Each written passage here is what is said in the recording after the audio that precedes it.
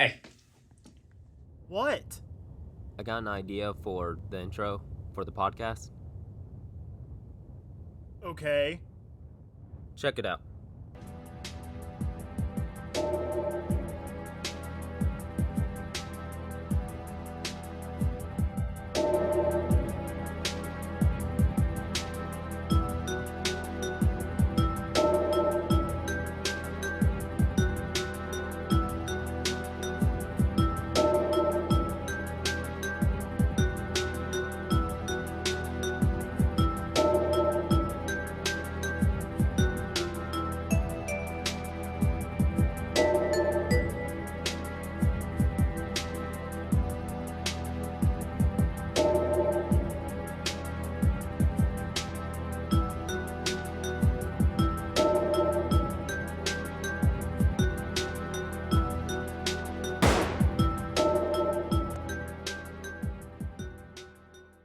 Hey, welcome back to the Eye on Stone podcast. I'm Anderson Miller, I'm Dimitri. and on this episode of 007 Tuesdays, we are covering Tomorrow Never Dies. But before we get into it, a word from our sponsor. Do you want to start a podcast? Well, now you can, for free. And it's as easy as downloading the new Spotify podcast app to your phone and or computer and hitting record. Spotify Podcasts allows you to record anytime or upload files and provides all the tools you'll need to make your episode sound as solid as stone. Spotify Podcasts is the new home for any podcasters looking to expand their brand and reach new audiences across the globe. Oh man, crisp, cold seltzer Dima. That's awful. No caffeine. No junk. Mm. Well, it's got some acid in it, but that's only bad for your teeth. Exactly. No big deal. Minor detail.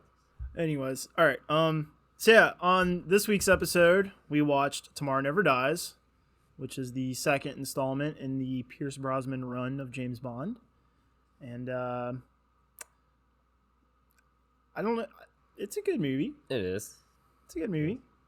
I think I liked it better than GoldenEye, to be honest with you. I did too. But before we keep going, what the hell happened? Oh yeah. Well, Dima, glad you asked.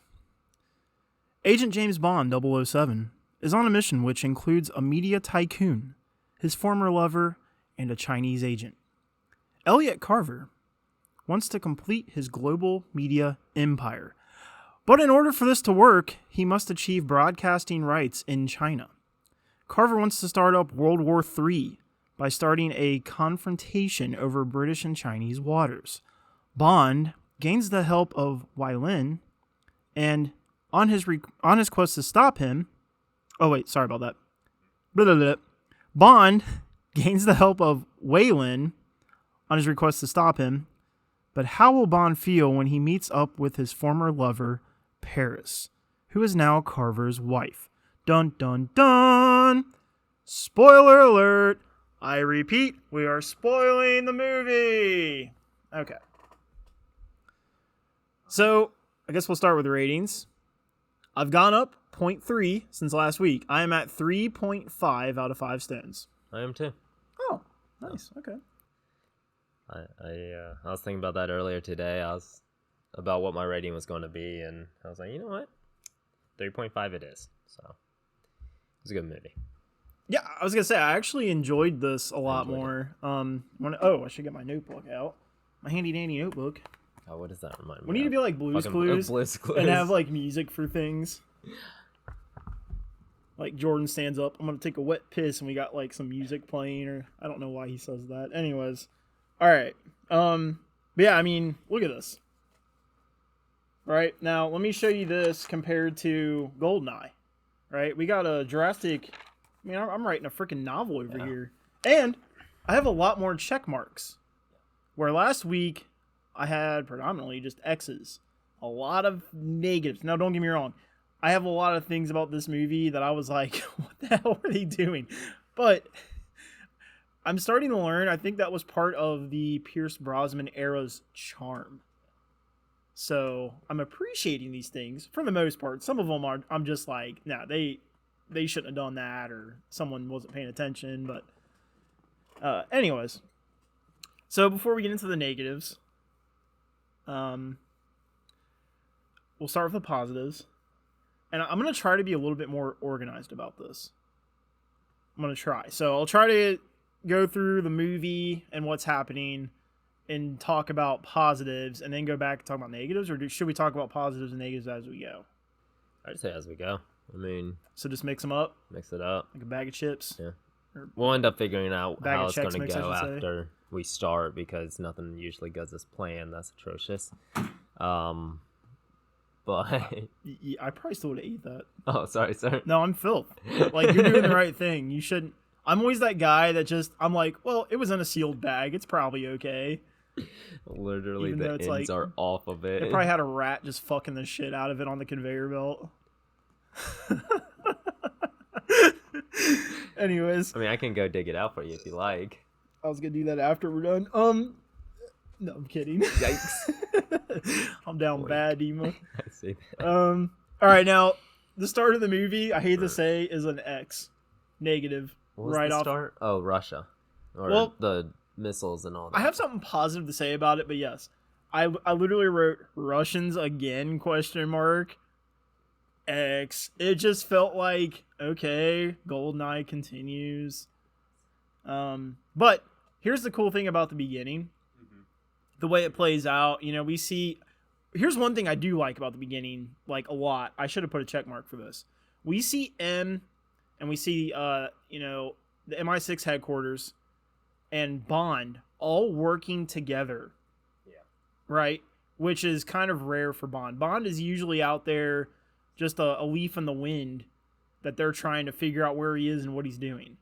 So it's kind of cool to see them all working as an, like, it kind of shows that when they just work as a team and Bond's not trying to, like, be all, I work alone or whatever. Very efficient. Things get done efficiently and they can move on to the next mission. Like, so that was cool seeing them work together. And it also reminded me of, like, a video game mission in a Bond game.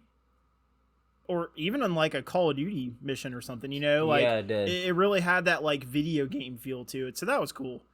But I was just kind of bored with the whole, like, oh, yeah, here's, you know, Russians. And I was like, all right. But it was a cool intro to the movie, I guess. So besides it being the familiar villain, I liked it. I enjoyed it. It had its cheesiness and whatever. Like, Bond's wearing this very vibrant brown leather jacket, which stands out amongst all the other ones. So it's like, how did none of them notice he was wearing something different? Or I don't know. It's like, whatever. But that's getting very nitpicky. Just that Hollywood filter. Yeah. Just helps people ignore it to give them plot of the story to keep going. But if I compare it to GoldenEye, which is what I'm going to do, yes. I think that's justified. The beginning to GoldenEye was so awesome, and it literally set a world record. Yeah. So, in terms of that, it didn't really have anything special that happened. No. So, I would say the beginning of GoldenEye is better, in my opinion. Yes. Yes. It's close. I mean, it's close, because I do enjoy this opening sequence, and there is an aspect of it that's better. I didn't notice any cheesy CGI or anything. No, it was definitely a lot better on those regards. Which this movie did use a lot more practical effects. It did, which you could tell. I really appreciated that. Yeah, I really like the scene.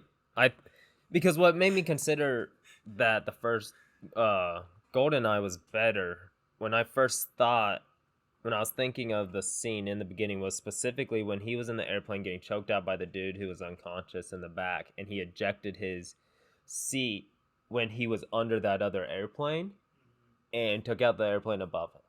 And that's, for me, that's kind of what made that scene specifically. I wrote LOL next to that. That's why I was laughing. I was reading my notes and I was like, oh yeah, because I forgot about that. I laughed so hard because, well, it was a little fantastical, but that's fine. He is a fantastical Bond in general. But how does that, like, you know, in the previous movie, we saw a full blown-ass missile hit a wing of a plane, and it didn't blow up the plane. Right. But this guy gets ejected from the plane into the one above them, and the plane explodes. Like he's somehow more like explosive than a missile. I was like, okay. That's what I love about these films is like I am now like it's been established in the first film. I can expect this level of ridiculousness and just enjoy it. I'm not gonna. It's not like that Leonardo DiCaprio on the couch, like like I'm not doing that. So, I just enjoyed it and moved on. I didn't put an X next to that. I just wanted to remark on it. Now, how do you feel about the stealth boat ship? Because that's what we see next. Like the boat itself, or yes, I mean that whole sequence is pretty cool. Yeah, But how do you feel about that? See, I thought the boat itself was really freaking cool. Like, okay. I thought it looked very sharp.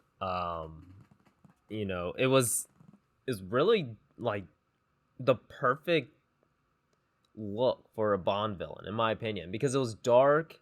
It was very slick. It looked mean. Yeah. It did look mean. It just looked like I see this and I'm going to die kind of deal. In terms of like color palette and overall design, it reminded me of a stealth bomber. Yes. Like an F5 or something. It had that same look to it. But once I didn't like the inside of it. The inside just didn't match that outside to me. That's what I was going to comment And on. I'm like, that felt like it was inside a studio. Yeah. It felt like it was a lot bigger than what it should have been. And it was all bright and cheerful in there, and I was just like, this is kind of filthy. Except for like, and this is skipping ahead a little bit, just really quick, but it's when we get a full like in-depth view of like the control center where the cameras and everything. Like that looks like it would be in that ship. Yes. I was like, okay, cool. But the rest of it, you could have had that set up in any warehouse. Like it could have been the same warehouse from the beginning of the other Bond movie. Like I was looking for the gas canisters are gonna fall and shit. I don't know. I was like, all right. But yeah. So for the most part, I actually really like that, and that's actually a realistic ship design. So I appreciated that too. It wasn't just something they came up with, and I feel like there was more attention given to realistic technology and physics in this movie, which didn't apply in GoldenEye. Now, that's not consistent all the way through, but again, there was more attention to it, and this movie does have a different director. So maybe that could be a part of it. The director is Roger Spittiswood. If that's how you pronounce it, it's a unique name. But here's what's interesting about him. Up until this point, and then even after, he had done pretty much TV stuff and kind of B-roll movies. Now, he did do a movie with Arnold Schwarzenegger after this, but besides that, he doesn't really have anything worth mentioning. So it's kind of interesting. And I wonder what led the studio to eyeing him as the director for this potentially. Like I wonder how that came to be. Because usually when a director gets, and even though this was in the 90s, I mean, this came out in 97, so production was like, 94 to then. Even at that time, Bond was an established IP. Like, it is a franchise that brings in money, usually. So it's like, to get that movie, to be Bond, and to be the director, you usually have to have some credentials that justify... like can you imagine if they just had like a nobody they announced as James Bond? You're gonna be like, where'd this guy come from? Right. Or the director, honestly. So it's kind of interesting that they have a TV guy. Yeah, I mean, I don't know if it was like something that they saw with his shows and stuff that they liked his style, or if they were, kind of taking a chance on him the way Zack took a chance on his casting for his Justice League. And his people, where they're like, this person isn't known, let's make them known. And that is a possibility. There could have been someone behind the scenes. I mean, we don't really know the politics at this time when it comes to the movie industry. Or he could have just known somebody, and they're like, hey, we'll give you this chance. Zack Snyder is definitely a wild man. Yeah. He's definitely a rebel with a cause when it comes to movies. If he has his heart set on, and he said this, if he sees somebody in a role that's it, And if the studio or anyone else wants him to like screen test other people in roles, he'll do it. But in his head, he's like, at the end of the day, I'm still doing this. That's what happened with Gal Gadot.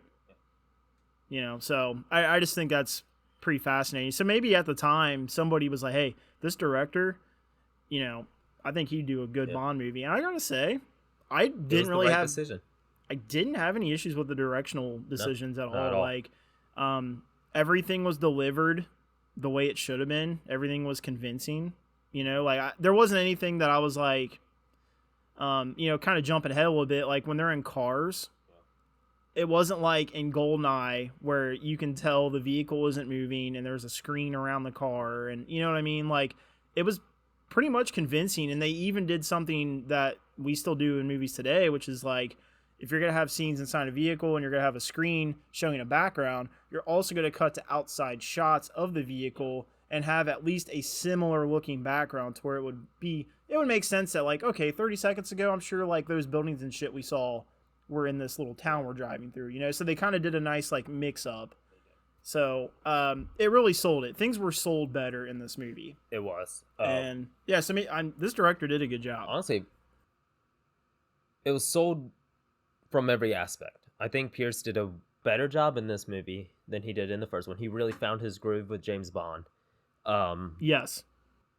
Not that he did a bad job last time, but that was his first time, being Bond. So I feel like he learned a lot from that movie to this movie, and it really showed on his aspect.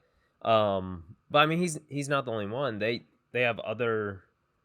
They kind of took a chance on a lot of people. I see a lot of people in this movie that I never saw prior, or from other movies before this time. Gerard Butler. Yep. He's one of my big notes I made. Which I'm a huge fan of his movies in the past. I'm a big fan of Gerard Butler. Yeah. 10 years or so. Colin Salmon, who was in Arrow as Oliver's stepdad, Walter. So as soon as I seen him, I was like, that's where I recognized him. Okay. Yep.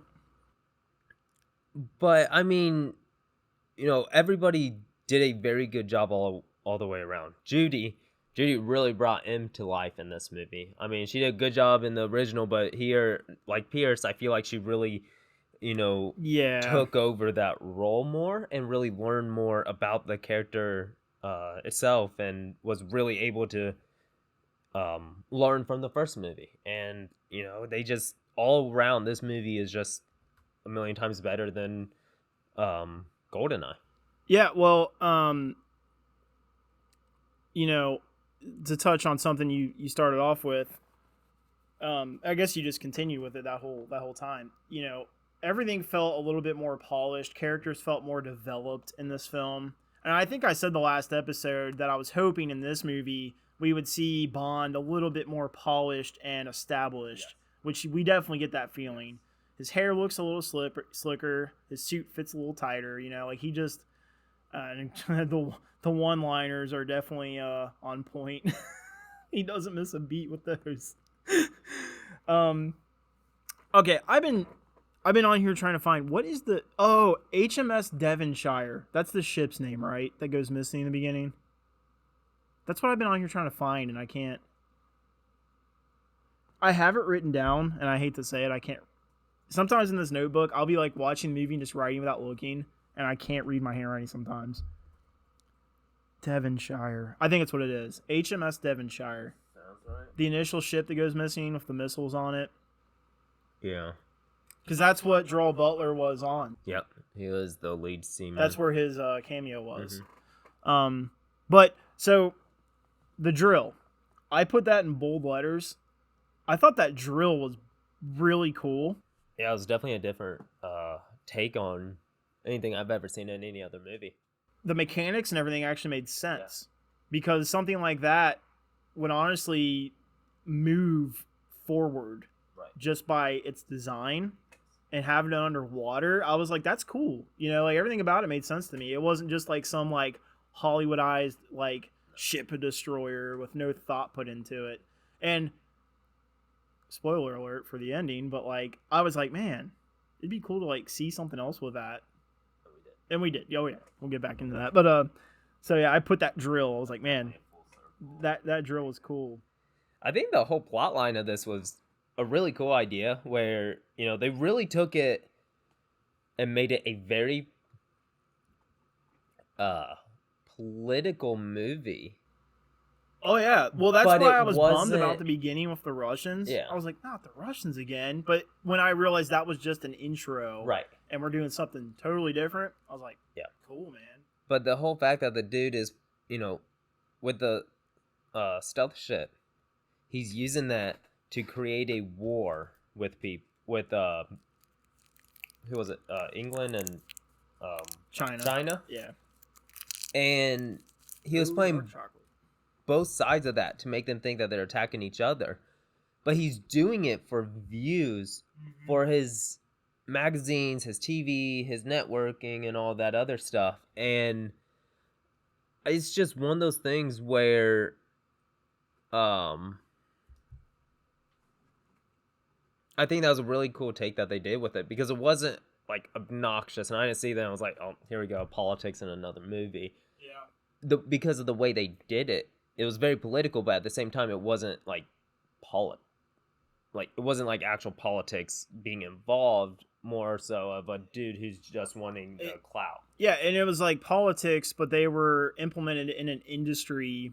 And this is another thing I like about this. It makes this plot timeless, because I don't see a day and age where that kind of media, I don't want to say, well, sabotage, but also corruption isn't at play. Even to this day, like I was watching that movie and I was like, oh yeah, I'm sure that's happening right now with Fox or, whatever. So brilliant on their part having something like that in this movie, because it made it something that I feel like whenever you watch this movie, it'll probably be relatable to something going on in the current day of your time. But yeah, so we have Elliot Carver established as the bad guy. And what Stumper? Is Stumper the blonde dude with the different colored eyes? The David Bowie? Stamper. Yeah. Okay. God's Auto. Oh yeah, sorry. I my notes are all over the place. We get something with him near the beginning, and I was like, okay, this guy's gonna be a problem, and he was. We see Elliot Carver. And I kind of like how they introduce him as the bad guy, because it's like these really close-up shots, and you just kind of get like an outline of his face and like a glare on the glasses, but you don't really get to see who is talking. Right. But you see he's communicating with the guys on the stealth ship. Like, he's the bad guy or the big bad boss. Right. And then we see Elliot Carver, who looks like this friendly media mogul, like, oh. And obviously we're able to connect, like, okay, yeah, that's the guy.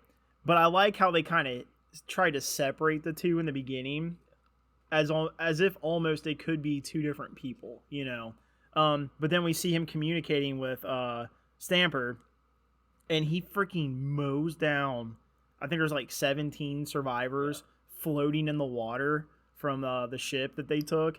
Just sprays them, dude. Like, I was like, oh crap. Oh, okay. Yeah, well, he didn't even have an expression on his face. It was just like, I'm at work.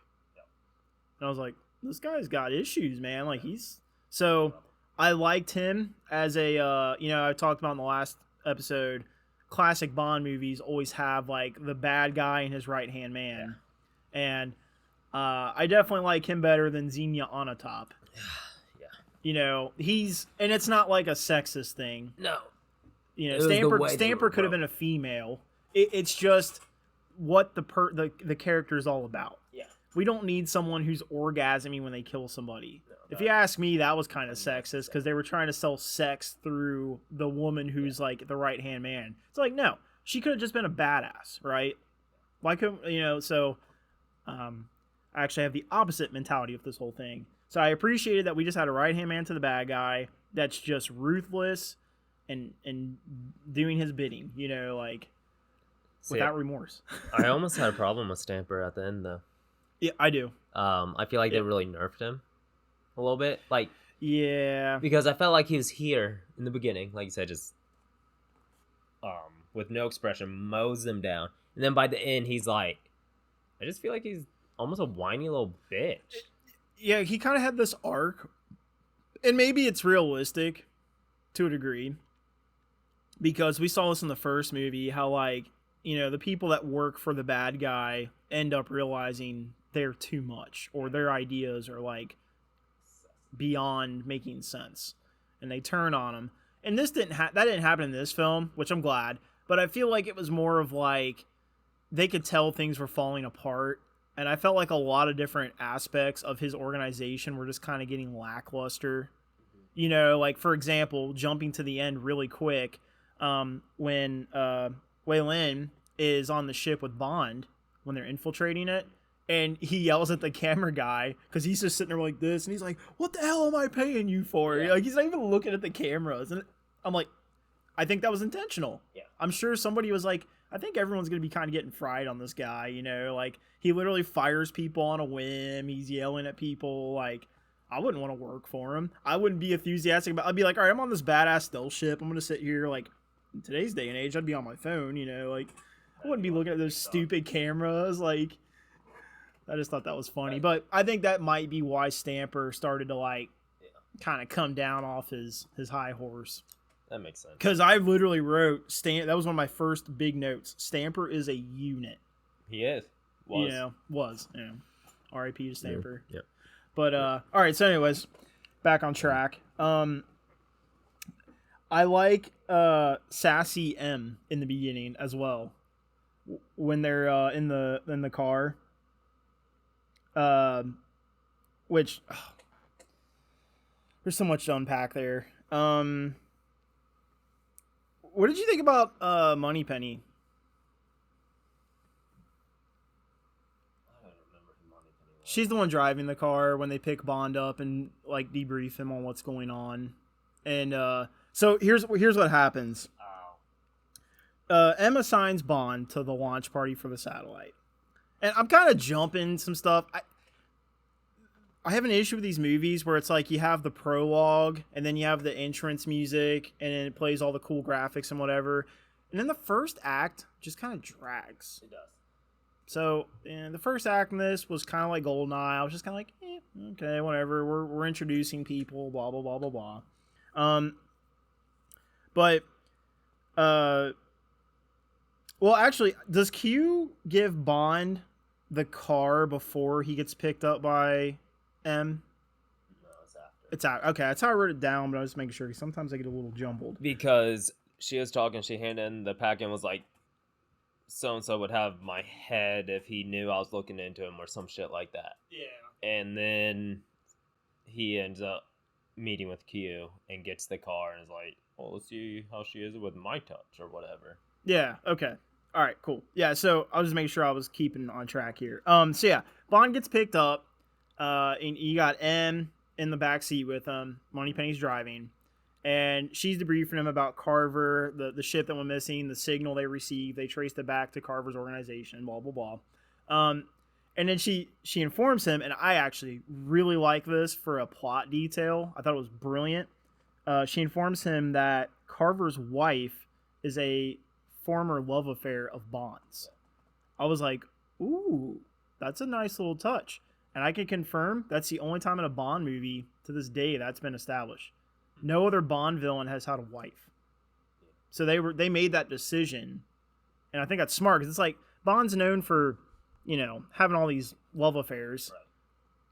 The chances of one of them being married to the bad guy, I mean, yeah, that's very, like, okay. But it kind of makes sense, It could even be cool to, like, have, like, because, in the Daniel Craig movies, you have bad guys that, like, have a former history with Bond.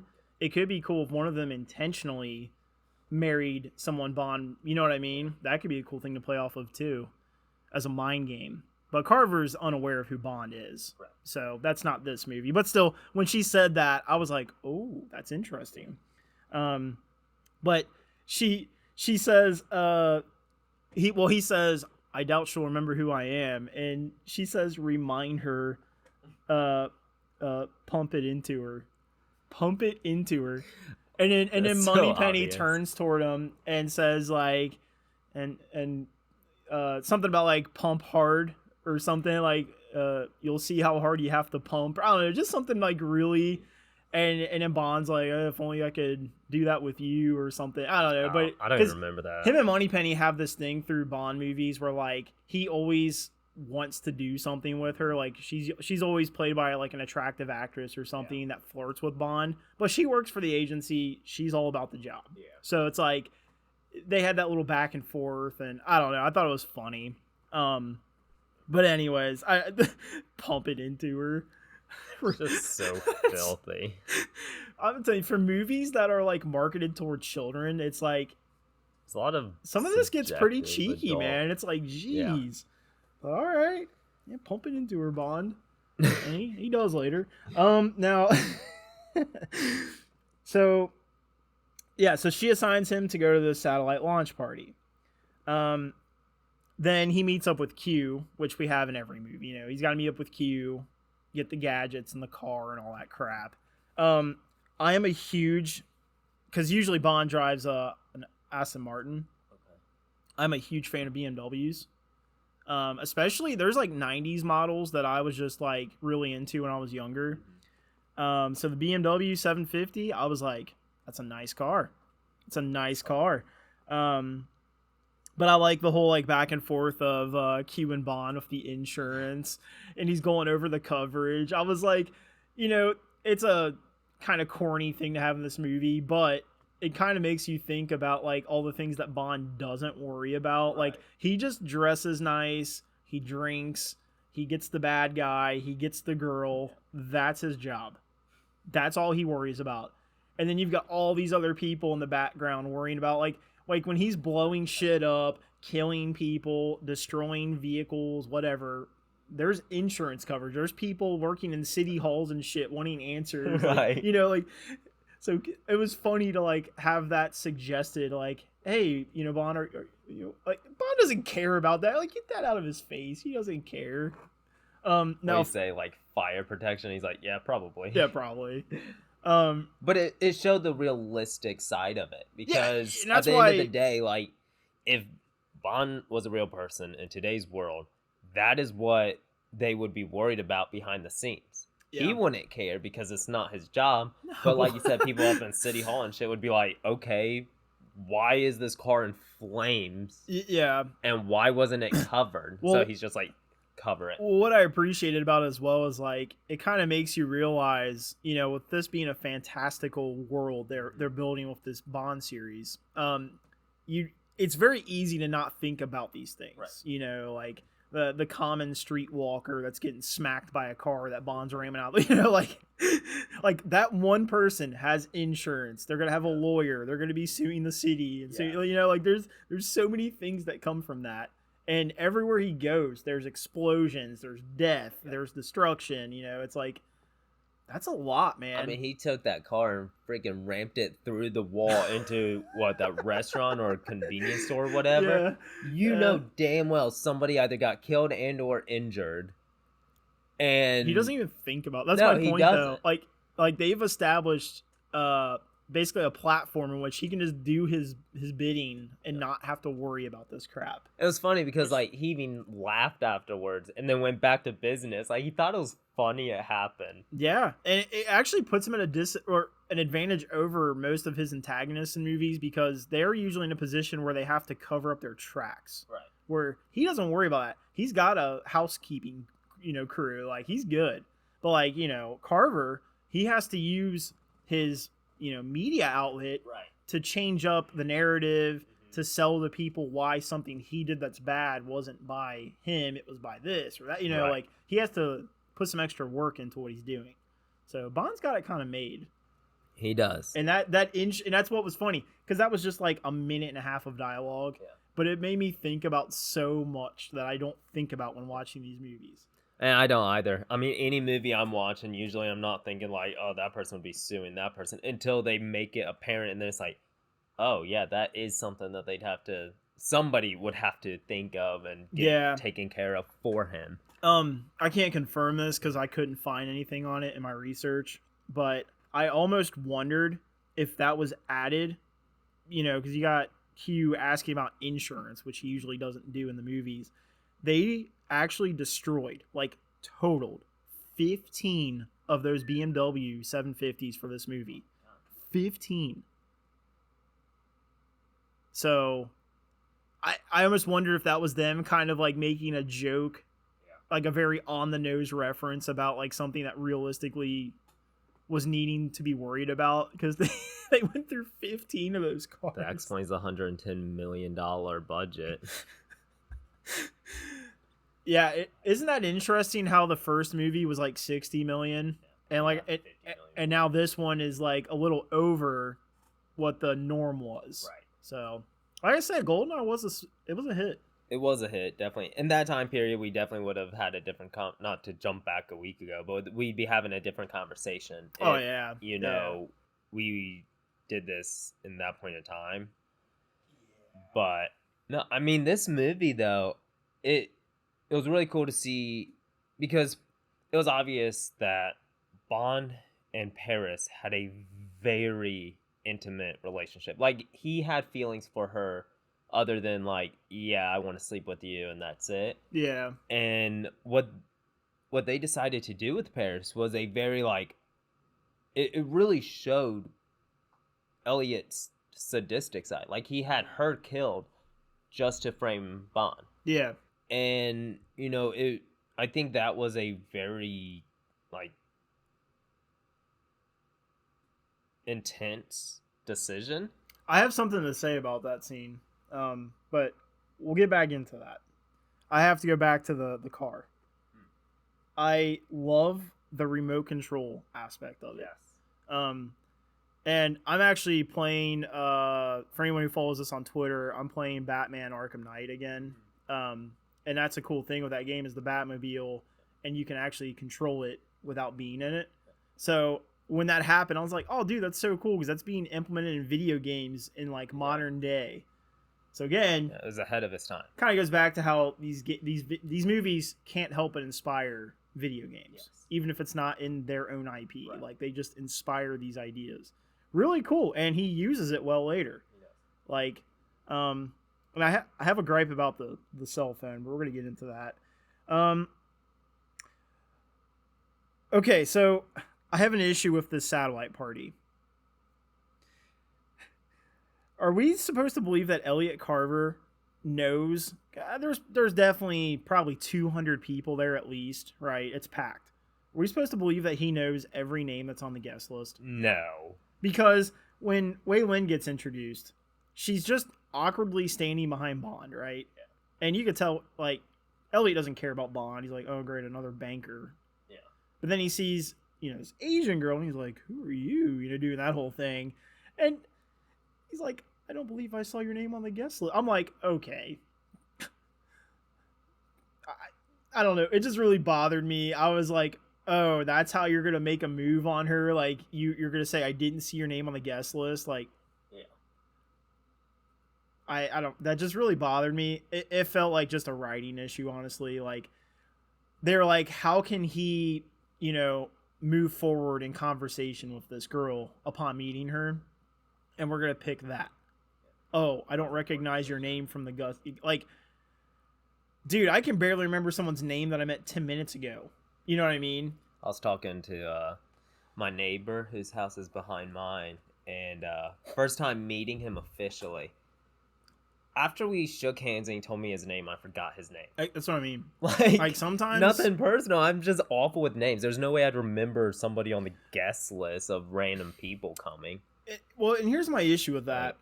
If Elliot Carver was sold to us as this genius who's almost so smart he's weird, like Rain Man, or what's the movie with Russell Crowe, A Beautiful Mind. Yeah, someone like that, who's just brilliant, can see numbers in the air and stuff. If he was introduced to us as someone like that, I'd be like, okay, that kind of makes sense. No, he's just he's very good at selling himself as something he's not. Yeah. But that doesn't really add to his... He's a con artist. Yeah. It doesn't mean he's brilliant necessarily. He has clever ideas, sure. And even if that's like a shot in the dark, and he's just pulling that out of his ass, what's the chance that she actually wasn't on the guest list? Because she easily could have been like, I mean, yeah, I am on the guest list. Yeah. Like, the one person he says that to, if it was like just a shot in the dark, just happens to not be on the guest list. Well, here's the other thing. If he was that smart, he wouldn't need Gupta, his tech guy. Exactly. Like, he's like the brains behind everything, right? Like, at the end, when he lets him, well, actually, he kills him himself. Right. Spoiler alert. When Elliot shoots him to take away Bond's leverage, he confirms that he did the thing that Elliot doesn't know how to do, right? So it's like, this is the guy that remembered over 200 names on a guest list. I don't think so. I don't know. So that was kind of just lazy writing. It was lazy writing. And I wouldn't care too much, except it's how he continues the conversation with Wei Lin upon meeting her. And I was like, and it sucked because everything else was pretty well thought out in this. Right. You know, like Bond, being at this party, MI6 set him up in the database to look like a banker. Like when Gupta looks him up, he has over 10 years of a clean record as a banker and everything, but a little too clean. But still, like, they had that thought out. And then, like, Bond talking to Carver's wife, that's what leads Gupta and security to, like, wondering, okay, what's up with this guy? Because, him just meeting Carver as another banker, whatever. He's used to that. But to go to his wife, like that. So everything was pretty well thought out in this whole sequence of scenes. So it just bothered me that, like, Wei Lin, who's pretty significant in this movie, I didn't think she was going to be, but she's pretty significant. And I was like, that's how she's introduced. Okay, whatever. So then, of course, we have Bond's interaction with Paris for the first time. And I'm not going to break that down. They just do a very nice job of establishing she's a former fling, and he treated her like he treats the rest. In my opinion, like, she was nothing special. They had romance, and he left. Because Bond leaves girls. Like, that's what he does. See, to me, I took it like she was something special. Well, yeah, but he didn't do anything different with her that like any other woman that he's ever, at this point in the past 30 years of Bond movies, nothing ever goes differently. Right. They either die or he leaves them. Right. Is what I mean. No matter how heavy they get, sometimes they live together, like it always ends with death or he leaves because he's worried that it's too close and it's going to mess up his career. So I was like, okay, and I'm actually fine with that. Yeah. To me, it would be weird for Bond to have someone who's, like, special amongst the rest. I could believe that any former fling of his that he left that's still alive could be married to Elliot Carver, and he would have the exact same reaction. Like, Bond is definitely not a one-woman man. No.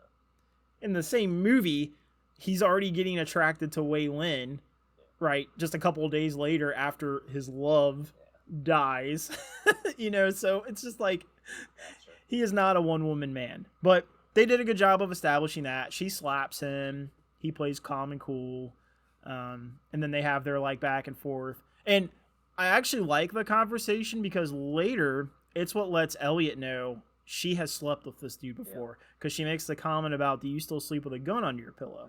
And then later, when he has Gupta rewinding the footage, I don't know how they can just cut out all the audio in this giant room to just that conversation. But whatever, Hollywoodized. She says that, and that's what strikes the nerve with him. Like, oh, she doesn't just know him; she has slept with him. Yeah. So I like that. I liked how it all played out. It all made sense and helped connect dots across the movie. So really well thought out. They didn't do anything too ridiculous with her. And then, so yeah, he meets her, and then he talks to Wei Lin, and you can just tell, like, she's also not what she appears by what she asks Bond, because those that are guilty of something expect others are guilty of things as well. So she's there selling something, she's selling that she's somebody she's not. So when she suspects Bond is doing the same, it kind of tells us as the viewer, she's not what she said. The media rep from China. And then she says, what kind of banking are you into? And he's like, hostile takeovers. Like, okay. Like, that was the first big, like, one-liner that he said. And I was like, there it is. Yep. So it's so, like, on the nose. Like, here's what Bond's doing in this movie. Oh, and do you have anything to say about the security team that gets him? Because that's what happens next. He has the guy come and get him like, Mr. Bond, there's a phone call for you. In which you can tell by Bond's expression, he knows what that means. Yeah. But he still goes. He's like, I'll play. I thought it was like, there's a lot of things in this movie where I'm like, oh, of course that is what happens, or of course, or it was like very obvious. So like with that, I was like, that dude's watching them in the other room. He's going to turn back around, and then he's just going to be focused on what he's saying, and then that window's going to get somebody thrown through it. Yeah. Like, I knew that as soon as I saw the dude go in the other room. And that's exactly what happened. Yeah. There's a lot of very predictable things in this movie. But I thought it was an entertaining little scene. Like, you knew James was going to end up kicking everybody's ass in the movie, or in that scene, and go through the window. Did anything about the fighting itself bother you? I just want to see if you noticed something that I noticed. It does help. I was listening to this through headphones, so that might be part of why I noticed those. That I can think of. For whatever reason, just in that particular sequence, and I don't know if it was just like in the last chunk of editing and they were like rushing for release in theaters. Yeah. The sound effects are god awful.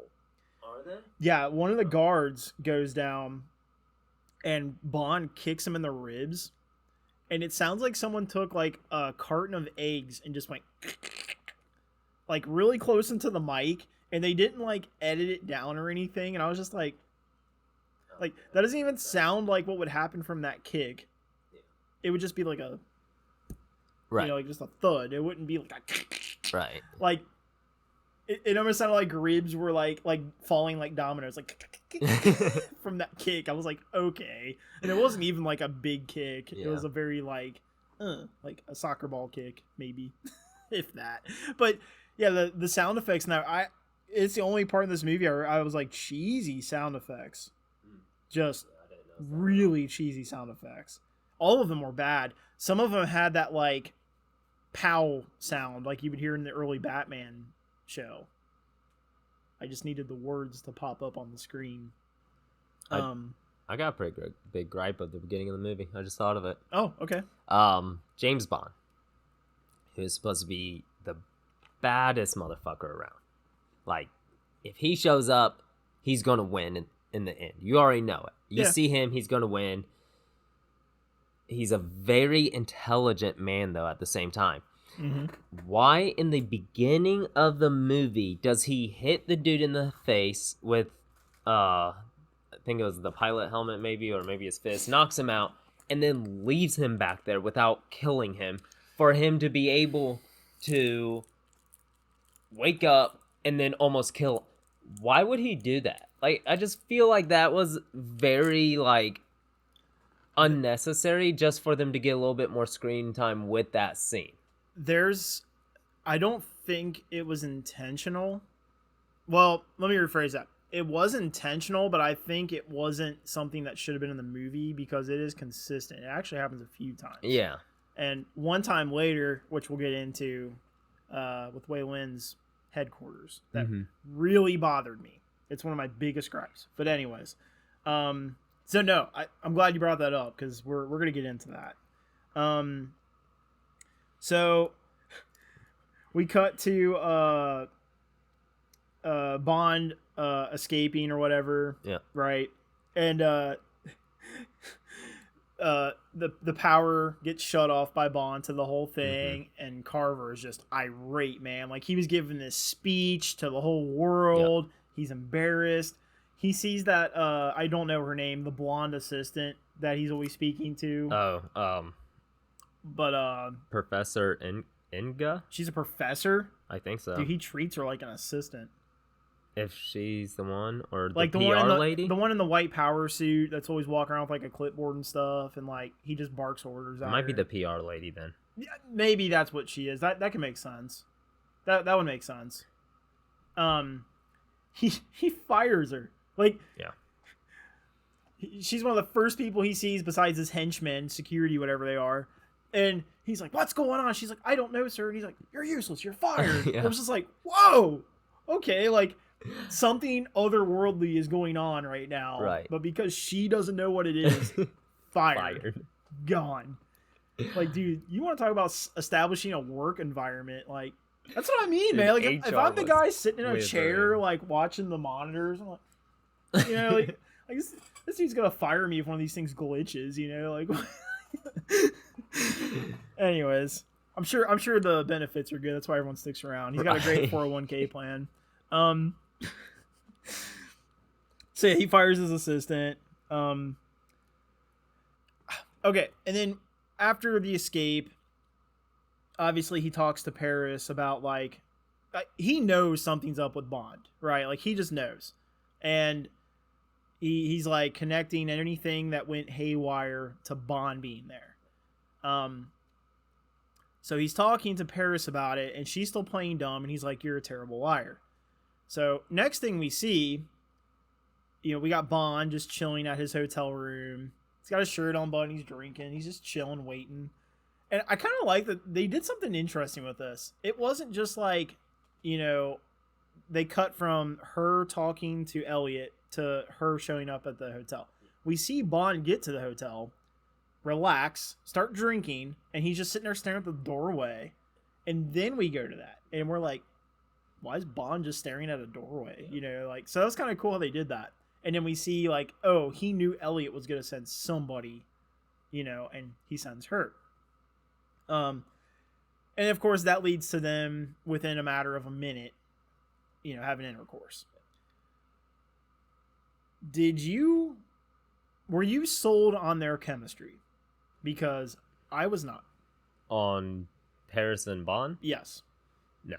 It felt way too rushed to me. It did feel very rushed. Because in a matter of screen time, 6 minutes ago, she was upset to see him and slapping him. Fuck that, man. And now she's showing up to warn him about her evil, diabolical husband, knowing that he's behind stuff. Where she already said, "I've made my bed and you're not in it." Exactly. It was like, so all that was just nothing? It was a complete U-turn with her character. With nothing, like Bond hadn't saved her life yet. No. He hadn't done anything to warrant like to justify her betraying him. It was just a very like, oh, you left me in a bed 10 years ago, but I'm still yours. Like, yeah, okay. I just felt like it was very, but I kind of forgive it because she's very nothing, right? Like 2 minutes later, you find out she's dead. So I don't know. But that just kind of made me cringe. I was like, okay. She's like, "I've missed you." It was a very quick 180. Yeah, it just felt very shoehorned, honestly. Like, just because we've been told she's a woman of his past, we're supposed to just buy into this romance. Yeah. Like, usually Bond movies build it up a little bit more, so it was a little weak. But then when you realize that Wei Lin is supposed to be the love interest, it's like, oh, okay. Because I didn't expect that, to be honest. I didn't either. Really did. I thought Paris was going to... It's funny, because again, I've watched these movies before, I just don't remember them. So it's like watching them for the first time, especially as an adult. And, I suck. So yeah, I was just like, oh, okay, they kind of caught me off guard with that. And that's why I'm like, I can forgive it. I guess they had to like have him get his last popcorn buttered before they killed her off. But I feel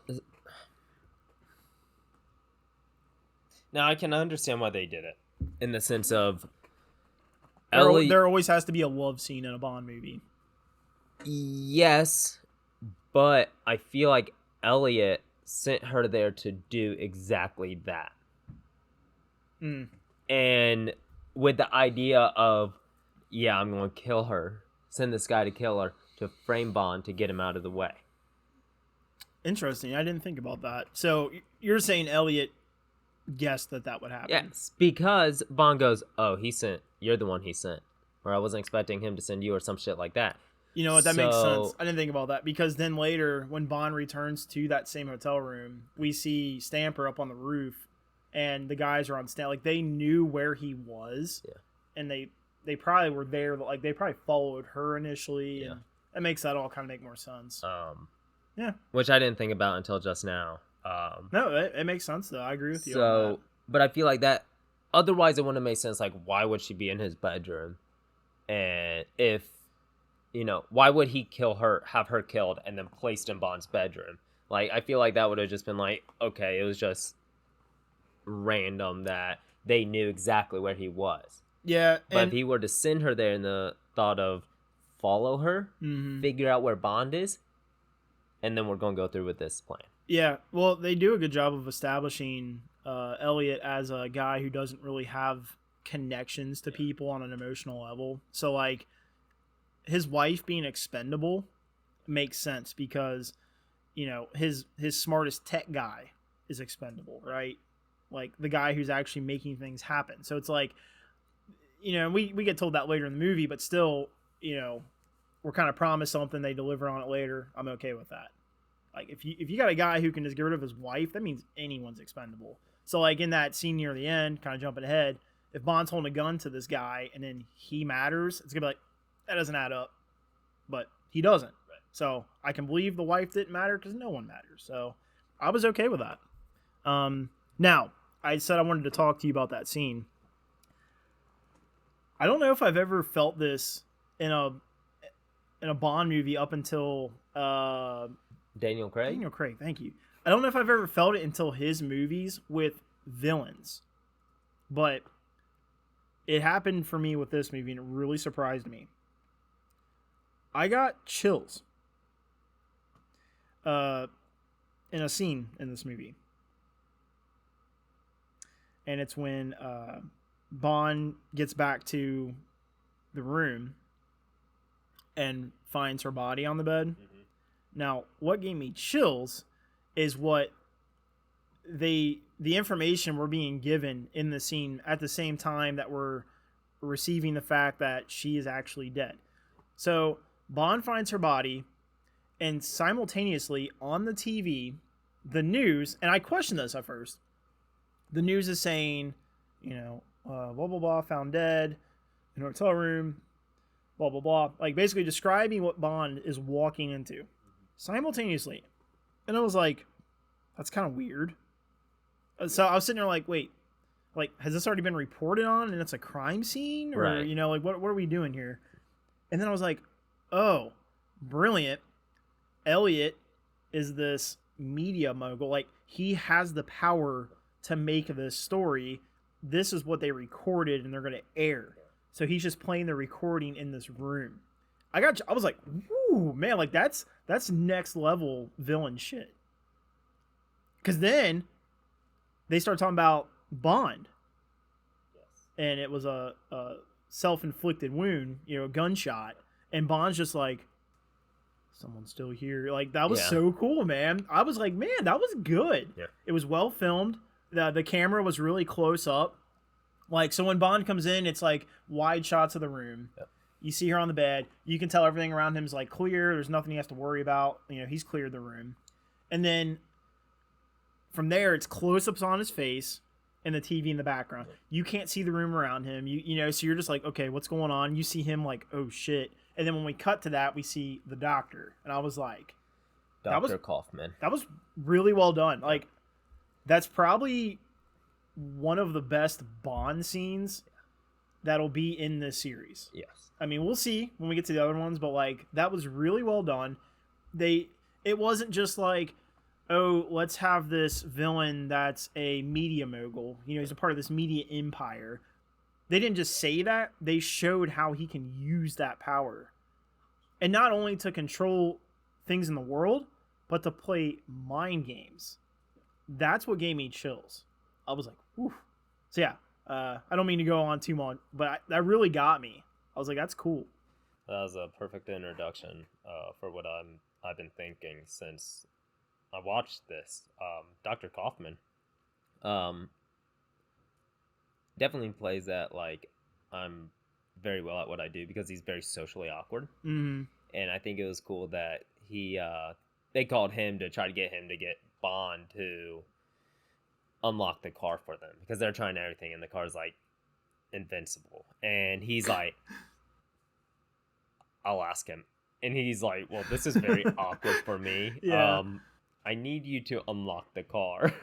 And Bond's like, no. And he's like, I'll torture. So it was cool that they brought like his, job into that line there where he's like, I'll torture it out of you. But it had that humor that it didn't feel forced. It was a very natural thing for that character, I feel like, which I really appreciated. I do have a nitpick about that though. Oh. Just it's a subtle thing, and it's actually not the worst when it comes to that cell phone. We have this doctor.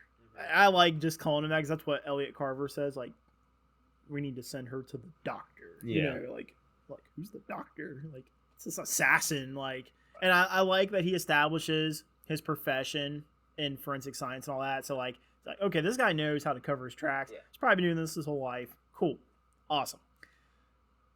And he's literally telling Bond, like, I can shoot you from wherever and make, like, so you're like, okay, this guy's really smart. Yeah. He says, this is my profession. I'm a professional. Wouldn't you, as the doctor, when you got this guy that is like a top agent, wouldn't you make him operate the phone to let the guys in the car? Exactly. Yeah, I was like, that's true. You just took a device from this guy who you guys already know is a problem for you. Yeah, and he has gadgets because prior to this, he already broke into that lab with the cell phone. Right. And I'm gonna get into that because there's a reason I skipped over that. That's just like a balloon of issues I have. But they're aware of this guy and his capabilities. Why would you take anything from him in your hand and do with it what he tells you? Exactly. I was just kind of like this guy just sold us as this professional and he did that. Like, oh, that's true. Let me just get shocked by your phone real quick. Yeah. I looked over that. I'm not gonna lie. I couldn't because I already hated that cell phone by this point. And like I said, if it was just that, I'd be like, cool. But I have a big problem with Q giving Bond a cell phone and in order showing him all the capabilities of it, right? And then in that same sequence, we see those implemented when he is infiltrating the lab. Oh. Like, here, Bond, I made this cell phone and everything is specifically for a scenario later in this film because I read the script. Yep. Dude, I was watching it and I was actually laughing because I was watching it. I was like, okay, yep, there's that. Yeah. Okay, oh, yep, there's that. And it sucked because the cool thing was the antenna going into the electric lock. I was like, that's cool. Everything from there, the scanning, I was like, dude, okay, like he's literally doing everything. Like, and that was it. The phone was not used past like all those, and it was just one time. Each thing had one use. Yeah. Cool. Phone serves its purpose. It's like, that's thanks, Q. Thanks for reading the script. Right. I don't know. It just really bothered me. And also, just because of things not making sense. We have the typical, like, how do they realize Bond's in the lab? Does he run into Wei Lin in there? Oh, yeah, she pops in the door. She goes through the door. It sets the alarm off. And then she runs and he closes it. And somehow they only see Bond. Let me start from the beginning. And I'll make this quick. So, and I'm going to skip over the gadget usage. We're already aware that I have a problem with that. He gets in this hatch on the floor to go down to the lab. Cool. What are the chances that when Bond decides to like finish his lunch, go to this lab, and go down there, that is the exact time that the bad guys are talking about the important information that makes him know what he needs. You know what I mean? Yeah. It's like, okay, convenient timing. It wasn't like he had to play back security footage and listen to a recording or something that would make a little bit more sense. But no, they just happened to go there right when Bond came down the steps. Yay! Don't break this satellite. It costs $3 million. Oh, okay. Let me just... Yeah, and we're relocating it and blah, blah, blah. I was like, whatever, dude. So there's that. Convenient timing. But then, yeah, I was actually okay with the rest of the lab scene besides the gadget use. And then Waylon, I actually thought that was funny. For anyone who's watched the old school Pink Panther movies, I love like the quirkiness of a detective or someone investigating something, and then another party or a representative of another party who's also investigating that, actually causing a problem for you, but in the same sense you're causing a problem for them. Right. I like the comedy in that. Yeah. So when Waylon busts in the door, and I was like, oh, okay, like. I kind of related to like if Jordan was investigating something in the mall and then like me and you came in on the other door and he'd be like, you know what I mean? Like he would just be ripping his fucking hair out. He'd be like, whatever, shoot me. So I just thought it was funny because Bond's like, fuck, great, all right. So he's running, he's shooting, doing all this cringy shit. Okay, now the chase and fight sequence after that point, I actually really liked. I thought it was very entertaining. It kind of reminded me of the factory in the mountain scene in Star Wars Episode 2, where like Anakin gets Geonosis? When Anakin gets stuck and he's got the metal around his hand, kind of foreshadowing, you know, but like that kind of stuff. Oh shit, I never realized foreshadowing. Oh yeah, Dima. See, I know some Star Wars. But look, I love that because they're in this factory where there's like machinery moving and no one's in control of it, right? It's just a machine doing its job. It's efficient, it's cold, it doesn't worry about human life. So like if you've got a person getting stuck in a circumstance where that machinery could hurt them, it's like, whoa, it adds a level of intensity. So you already got Bond running, you got people shooting at him, and then you're in this big newspaper print room. That was cool. That was actually really cool. And the fighting was okay. Like, it wasn't the best. No, it was very 1990s. It was kind of cheesy, honestly. But, like, a nod to the direction of the movie, they filmed it in a way to where it didn't really, like, stick out like a sore thumb. Like, oh, like, the fist went past the face. Like, cuts were done in proper places. Everything was believable. Except for the guy that, like, Bond just straight up punches in the face. And, like, he's just like this. And then he comes back and then he hits him again. And then he falls through the newspapers. I was like... And then there's just blood on the newspapers. Like, continuous blood. Yeah. And I was like, we can see the body down there. There's no blood coming out of him. And then Bond's like, they'll print anything these days. I'm like, oh, there it is. There's another one. But... That's so cheesy. After there, I wanted to... you know how I get. I wanted to flip my desk. Yeah. He runs and jumps. And these guys are literally like spraying, but it's just conveniently bouncing around him. Yeah. There's a cart just laying, like, I don't know why there's randomly, like, dude, OSHA would be flipping shit. There's just a cart laying on the floor, aimed perfectly for the curtains. Yeah. So Bond just runs and goes, woo! And he's just riding this cart. But it's not going fast. No. It's actually going the speed I think a cart would go like that if you ran and jumped and landed on it, because your weight is actually going to slow it down. Right. So that was actually realistic. What wasn't realistic is he's just going on this cart that's going like a mile, you know, whatever. And no one's able to shoot him. Yeah. I think he was going slower than when he was running on the cart. And they didn't even cut it to make it seem faster. They actually let it drag out, and he's just on the cart rolling, and there's gunshots all around him. And he's like, I'm going to get through the curtain. I'm going to get through the curtain. And then finally gets through the curtain, and I was like, no one could shoot the guy on the cart?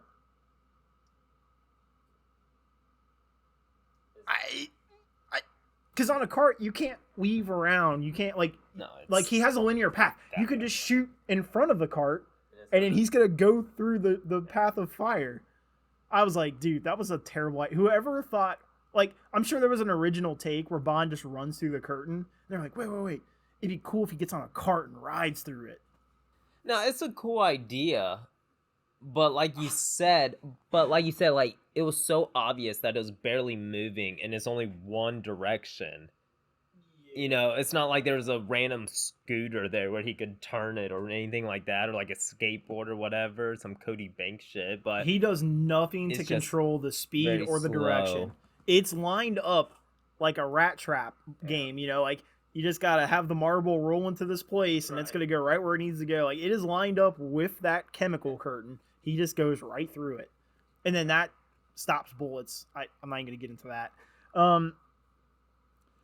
But yeah, so after that, I was like, whatever, this is done, right? He goes up the steps to the hatch in the floor that he came into the lab initially. Why on God's green earth did he take the time to turn around and shoot the electric key box that he initially used to, like, he already hacked that thing with his phone. Yeah. Why did you shoot it? An electric latched door will just open freely without the electronics working. Because it did when he came up the steps. So I'm like, you're shooting the thing you already hacked. Are we supposed to believe that's going to keep the bad guys from being able to come up and get him? Like, what was the fucking point of that? I think that's the point that they were trying to make, but it doesn't make sense. Accurate. No, they've already established earlier it doesn't matter anymore. Right. He hacked it. He bypassed it. It's done. That door's open. We could see that because he came up the steps and just came right through it. It made no sense. I was like, somebody on the set was like, hey, Bond needs to turn around and shoot that so the bad guys can't come up. And nobody thought, like, well, he's already bypassed that. Right. I was like, wow. So, for the most part, I hate that whole sequence. And it sucks because I do like the chase and fight scene in the newsprint room. I liked that level of chaos and uncertainty, but for the most part, there was just a lot of cringe and things that really bothered me. So when that was done, that is definitely my least favorite part of the movie. I was like, thank God. Yeah. Just move on. I had a problem with the other really big fight scene with him running with Waylon when they're on the motorcycle. Oh, yeah. Because I'm like, oh, so everything's just perfectly laid out for you to be able to ride on it and go up and then ride down. Like, I'll be honest with you, I didn't even write anything down through that whole thing because it was like, here's another escape sequence where Bond's on a vehicle, and all I have to say about that is he's always invincible. The vehicle he's on is always invincible. There are no stakes. It's just, I'm Bond. I need to get from point A to point B. I'm pretty much convinced that he could be on that motorcycle and go into the ocean and just ride the ocean floor. Like, nothing is stopping him from getting to point B. Now, nothing. The ending, I do have to say, the ending of that scene with the helicopter where they thought they were trapped, I did enjoy that. I mean, yeah, it was of course there's a hook there and they're able to do that, but it was entertaining. Entertaining into it. That was the best part of that sequence there. I just feel like they really dropped the ball with those big like escape sequences in this movie. Oh, okay. I have one we can get to. And in order of things, it's actually following the Bond and Doctor scene. Okay. Now, real quick on the Bond and Doctor scene, I wrote headshot really big because Bond shoots him in the head. An efficient kill. I was like, thank you. Like, it's not like they had a moment to talk really quick and then he kills him. Like, there was no like, because he says, but I'm just a professional. And he's like, I am too. Yeah. Boom. To me, that wasn't cheesy. Nope. It was stating a fact. Yep. And then he just thoroughly executes him to make sure that this guy who could be a problem later won't be a problem. And that made sense to me because a big problem I have with movies is when they're like, you know, like in GoldenEye, he could acknowledge Alec was a problem, but he's not doing anything about him. Right. It's like, okay. And same with Alec, who's the bad guy. So I like that they kind of made up for that in this movie. Yeah. It's like Bond acknowledges a problem, he takes it out. So yeah, headshot was awesome. Then, probably one of my favorite scenes in this movie, the Halo jump insertion to the ship in the water. Yep. Because that's where he initially runs into Mei Lin before they get into the whole escape and chase sequence. I had no problems. That's probably the only sequence in this movie where I had no problems from beginning to end. Yes. that Halo jump was so well done. If there was any CGI, I didn't notice it. From all my research, that was 100% practical. Oh wow. The stunt guy did 80 jumps confirmed. 80 confirmed jumps to film that the way they wanted. That's awesome. That's a lot of jumps out of a plane. I like that. So that was cool. I like the Halo jump, and then I was like, okay, well, he's just gonna smack the water. No, they actually did a realistic Halo jump. They had the brief parachute to slow him down from impact. Went right into the water. I was like, cool. And then he went down to the ship. I was like, that was, yeah, great.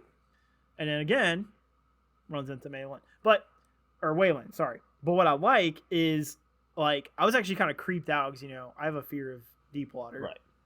And especially big structures that are underwater. Because you just never know, like, what's in there. There could be a shark or eels or whatever.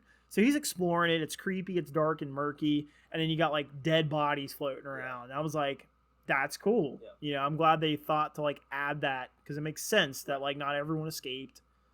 And then it added to, like, the intensity of, like, when you see a gun coming to the back of his head. And you're like, oh, my God. Like, what is that? And it's Waylon. But, yeah. I thought that was very well done there, too. And all the way to the end, because they come up. Oh, okay. I have one little gripe, but I can forgive it because of the rest of the whole sequence. The chances of the ship falling off of the structure it's stuck on when they're in the ship. But I was like, you know what? Maybe something they did get, I don't know. I don't know. Well, that's what I was thinking, but I was like, whatever. I was like, I don't recall him, other than opening a door, which I guess could change, like, the, yeah, like water moved more into one side. Yeah, and here was my other thing, because in Bond movies, you'll never have him going into a structure, especially when he's investigating something, that doesn't explode or the stability of it is lost. Yeah, so like I was like, they had to think of something, and I like that better than the other possibilities, like an explosion. Right. Like, there's been a bomb ticking there for 4 days because they knew someone would be, So it was all right. I'm not too mad about it, but I was like, oh. But the escape was very well done because it still gave you that, like, obviously it's James Bond and he's not going to die, but it still gave you that eerie feeling where it's like, Waylon could die here. And it kind of made you think, like, oh shit, she might not make this. He's going to make it, but you still kind of thought, like, he might not make it either. Yeah. Because of the way they filmed it, where they kept going back and forth to them and her oxygen tank getting stuck and her having to take it off. Stakes were definitely established, and it's like, even if you're like, okay, we know our Bond's going to get out of there, but we're not too sure about her. Right. So, yeah, no. And then all the way to the end, because they pop up and it almost feels like, got out of that. And they see the ship with the local, fisherman. Yeah. And then all of a sudden, he gets speared through the back from good old Stamper. Yeah. I was like, yeah, I wasn't expecting that. That was a nice surprise. Holy crap, dude! Like, yeah. So it was kind of cool. So from the Halo jump to there, I was just like, well done. Chef's kiss. Yeah. And there wasn't really anything like that in GoldenEye. There wasn't. So, because again, this really establishes that the right-hand man is there for a reason. Right. This guy's going to pop up when you least expect, and he is a ruthless killer. Yes. Yeah, so he did a great job. He got Bond and Waylon, and mission accomplished. Yeah, so I really did appreciate him still at this point in the movie as the bad guy's right-hand man. And then, so that goes right into them, going to... What did you think about that whole scene with them and Elliot? Because... Oh... It felt a little... It felt more like a filler to make the movie longer versus anything else. Because all the dialogue is pretty generic. It's pretty typical, like, bad guy catches the good guy and... like, you're not stopping us. And then I can't remember, how does they get out of it in it's kind of like a believable way. Like, I'm trying to remember what it was. Elliot's turning around to walk to something, and he's got a couple of henchmen standing around, Bon and Waylon, and then Stamper is there with that hook to take off his scrotum. And as soon as Elliot turns around, it's actually a pretty natural thing. I thought I had a gripe with this, but I guess I don't. Like, when he turns around, it kind of just momentarily distracts everybody, right? And Bond and Waylon just look at you real quick. He kicks the table that has that case of the hooks on it. That's right, yeah. And it goes into the guards in front, and then they have guards next to them, and they both take them out. So literally everyone is taken out in a matter of 2 seconds, and Bond elbows the guy and takes his gun, and then he starts, suppressing, That's right. and that they're able to run and jump out the window. Yep. Oh, and then they grab onto the curtain and which I had an issue with that. That's probably what I was trying to remember. Their arms would have been so freaking dislocated. You've got all the momentum of your body weight just falling, right? You're in free fall. Holding on to that, you might have a little bit of like resistance from that, right? Poster or curtain, whatever it is. But when you come to that stop, your arms go. Well, and they just they come to a stop, and they're like, ah. Well, that and you're telling me that these two have the grip strength, the hand and forearm strength to be able to continue to hold that? Yeah, they're trained agents. They practice that specifically. No, I mean, that's one of those fantastical things. Right. Again, I don't get too much into that just because they've established that that's the world we're in. Yeah. Like Bond is able to do this thing, so like anyone who's like an associate of his can probably do the same thing. And if not, he'll be able to magically save them somehow, But I actually like that at least they were consistent with establishing Wei Lin as someone who is just as badass as Bond. And honestly, more of an equal. I think she's more badass than Bond. Like her fight scene later, I was okay with that. I think they did a good job with her fight scene. But okay, so they get away from him. We already established the chase, and then that actually goes into her and Bond having their shower scene in the alley, which we could kind of guess at this point they were going to have some kind of romantic thing going on because she's the only female in the movie that's, being emphasized. And that shower scene was kind of funny, actually, just because, like, they're still handcuffed to each other. Yeah. And Bond being Bond, we know the one thing that makes him, like, susceptible to something that's a disadvantage is a woman in his presence. Yeah. Right? So, like, they're staring at each other. They're in the water. She's wearing a very paper-thin white T-shirt that's getting wet. He's just like, oh. Yeah, he's in heaven. And she takes off the handcuff off her first. He's not even thinking about the fact that it's still on his wrist. And she handcuffs, which they did something I'm really glad, because I was looking at that pipe and I was like, dude, he could just rip that thing off. Like that's nothing. It's a little thin copper water pipe, like, and he did. So I was like, all right, cool. But I just thought that was funny how she's like, I work alone, and she goes off on her own. And then, like, not 20 seconds later, you got the freaking Yakuza showing up, like, trying to take her out. That's not who it was, but that's what they were acting like. They're rolling up deep, running in there. I was like, man, if it takes this many units to get this girl, she must be something. And then they show that. Yeah. Dude, I mean, you might disagree. I don't think she needed a Bond in that. Like, I know he shows up and gets the guy that has the gun, but I feel like she was so badass, she probably could have done something in that scenario. Because, again, I think they established she is just as good as Bond in moments like this. And when it comes to hand-to-hand combat, she's very skilled. Dude, she's a badass. No, I agree with that. That was a cool fight scene, especially for a Bond movie. Yeah, especially, so the fight scene, like, towards the end, I'm only referencing this little part, but the ninja star in the heel of her boot, like, that just showed, like, she has tricks up her sleeves. Oh, yeah, yeah. So when, like you said, she didn't need Bond there because more likely than not, like, she has something somewhere in that place to help her. Well, yeah, I mean, because they established that she's literally the equivalent of him when she reveals her headquarters. Yeah. Is that little yeah house or shack that they're in. Real quick before we get into that, though, something that made me belly laugh, like, got me really good. Bond is kind of like slowly but surely infiltrating this house that she's in, getting attacked in. He's taking a guy out at a time, right? Right. Quick and efficient. There's a guy leaning up against the doorway, and I'm like, was he the driver of a car? Like, I'm like, I don't even know that he's associated with the bad guys, right? Like, he's just leaning up, and he's like got a cigarette, and then Bond comes walking up, like, oh, you need a light, you know? Yeah. And he acts like he's getting a lighter out, and then he like does the whole like, and punches him. I was like, what'd that guy do? Like, he's just trying to smoke a cigarette, and I was like, why did we take like 15 seconds to play a game of, oh, I have a lighter? Like, he's trying to smoke. Just go up to him and punch him.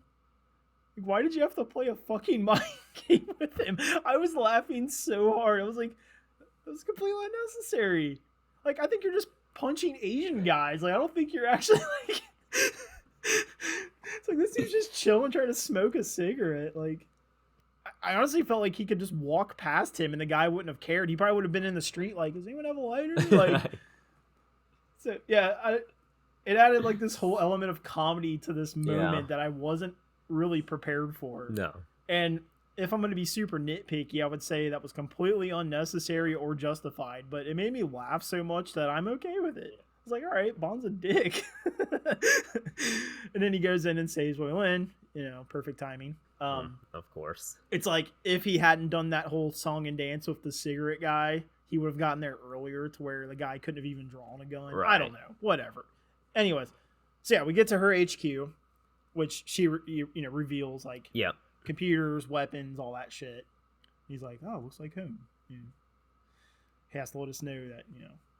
But I like that because it's establishing she's literally on the same level as Bond. Like, no question about it. Now, my biggest nitpick about this movie, just because it made me so mad, and then they show why it happened, and I was like, that was stupid. That was just stupid. She clears house, right? Like, there's like, what, 12, 15 dudes in there. She's just kicking ass. Bodies everywhere. They're just laying around. And she reveals her headquarters. Yeah. And the bodies are just laying around. And they're talking about all this important shit with the bad guys around. And they're all just still laying around. And this goes on for a couple of freaking minutes before the one gets up to come at her and he says, like, on your left. And then she slaps a button and there's like a giant like boxing glove on a spring. Right. It's like, that's why you didn't have them clear house? Right. You fucking kidding me, dude?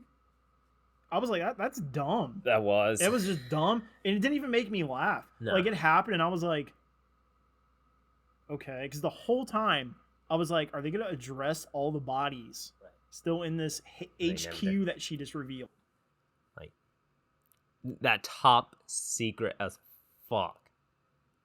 Yeah, and not only did that, like, answer a stupid question with a stupid answer, but then it also told me, okay, so she wasn't really efficient in making sure everyone was dead, right? So I can't assume, because up until that point, you could just assume, I guess they're all dead. She doesn't have to worry about them, right? But if one can pop up, that means she doesn't know that they're dead.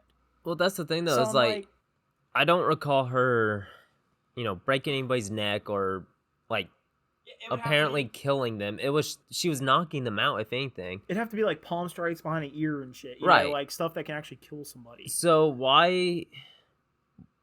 It's just stupid. It'd make more sense if she went in, or went back around, grabbed one of the guns, and started shooting each of them. And then it's like, okay, cool. She got rid of them. There's no need for them not to worry. Yeah, and that is a point where if Bond wasn't introduced to the scene yet, or if he had went to use the restroom or something stupid, I'd be like, okay, that's where Bond is a step ahead of her. Right. Is he's efficient. But Bond was in there. He's probably stepping over the bodies to play with her freaking fan and shit, like, and then he just casually like, on your left. Yeah. And she's like, boxing spring. Yep. And he just gets launched. Okay. It's just, like, I guess if I wasn't already like in tune with the fact that they hadn't addressed the bodies, I'd be like entertained by it, I guess. Right. And I guess as a kid it's funny, but watching it as an adult, I was just like, dumb. Stupid. Dumb, dumb, dumb. And especially with scenes that are so well thought out. Right. Earlier in the movie. And now we're getting closer to the third act, and we're going to have a Jack in the Box boxing glove. Jump out of nowhere. Yeah. That was a like poor that. decision. That should have been a big red button that said "pow" on it. Like, right. Boing. Yeah. Stupid. Anyways, we're gonna move past from that. Wayland's still a badass though. Yes. I love the choreography. I actually went back and watched it again because I like to examine like fight scenes, like Christopher Nolan's Dark Knight trilogy. Yeah. They're god awful if you just play them like 10 seconds by 10 seconds. It's like, oh, but especially for a 90s movie, it was very well thought out. Yeah, no, it was really good. I was surprised by that. And again, I've always thought that the Pierce Brosnan movies weren't as heavy with the hand-to-hand combat. That's always been a thing I liked about the Daniel Craig movies. Right. So it's kind of cool to be like, oh, they actually did sprinkle it in there. Yeah. It was in there. It has a very like unceremonious ending, which is weird for a Bond movie.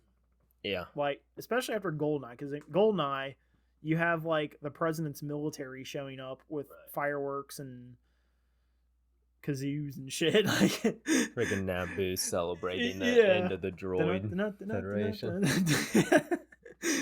Holding the globe of peace or whatever the fuck it's called. Yeah. But yeah, so to go from that to just them floating in the water, like surrounded by chaos and death, and they're just kissing finally, it's like, oh, okay. It was a bad ending. That part right there was bad.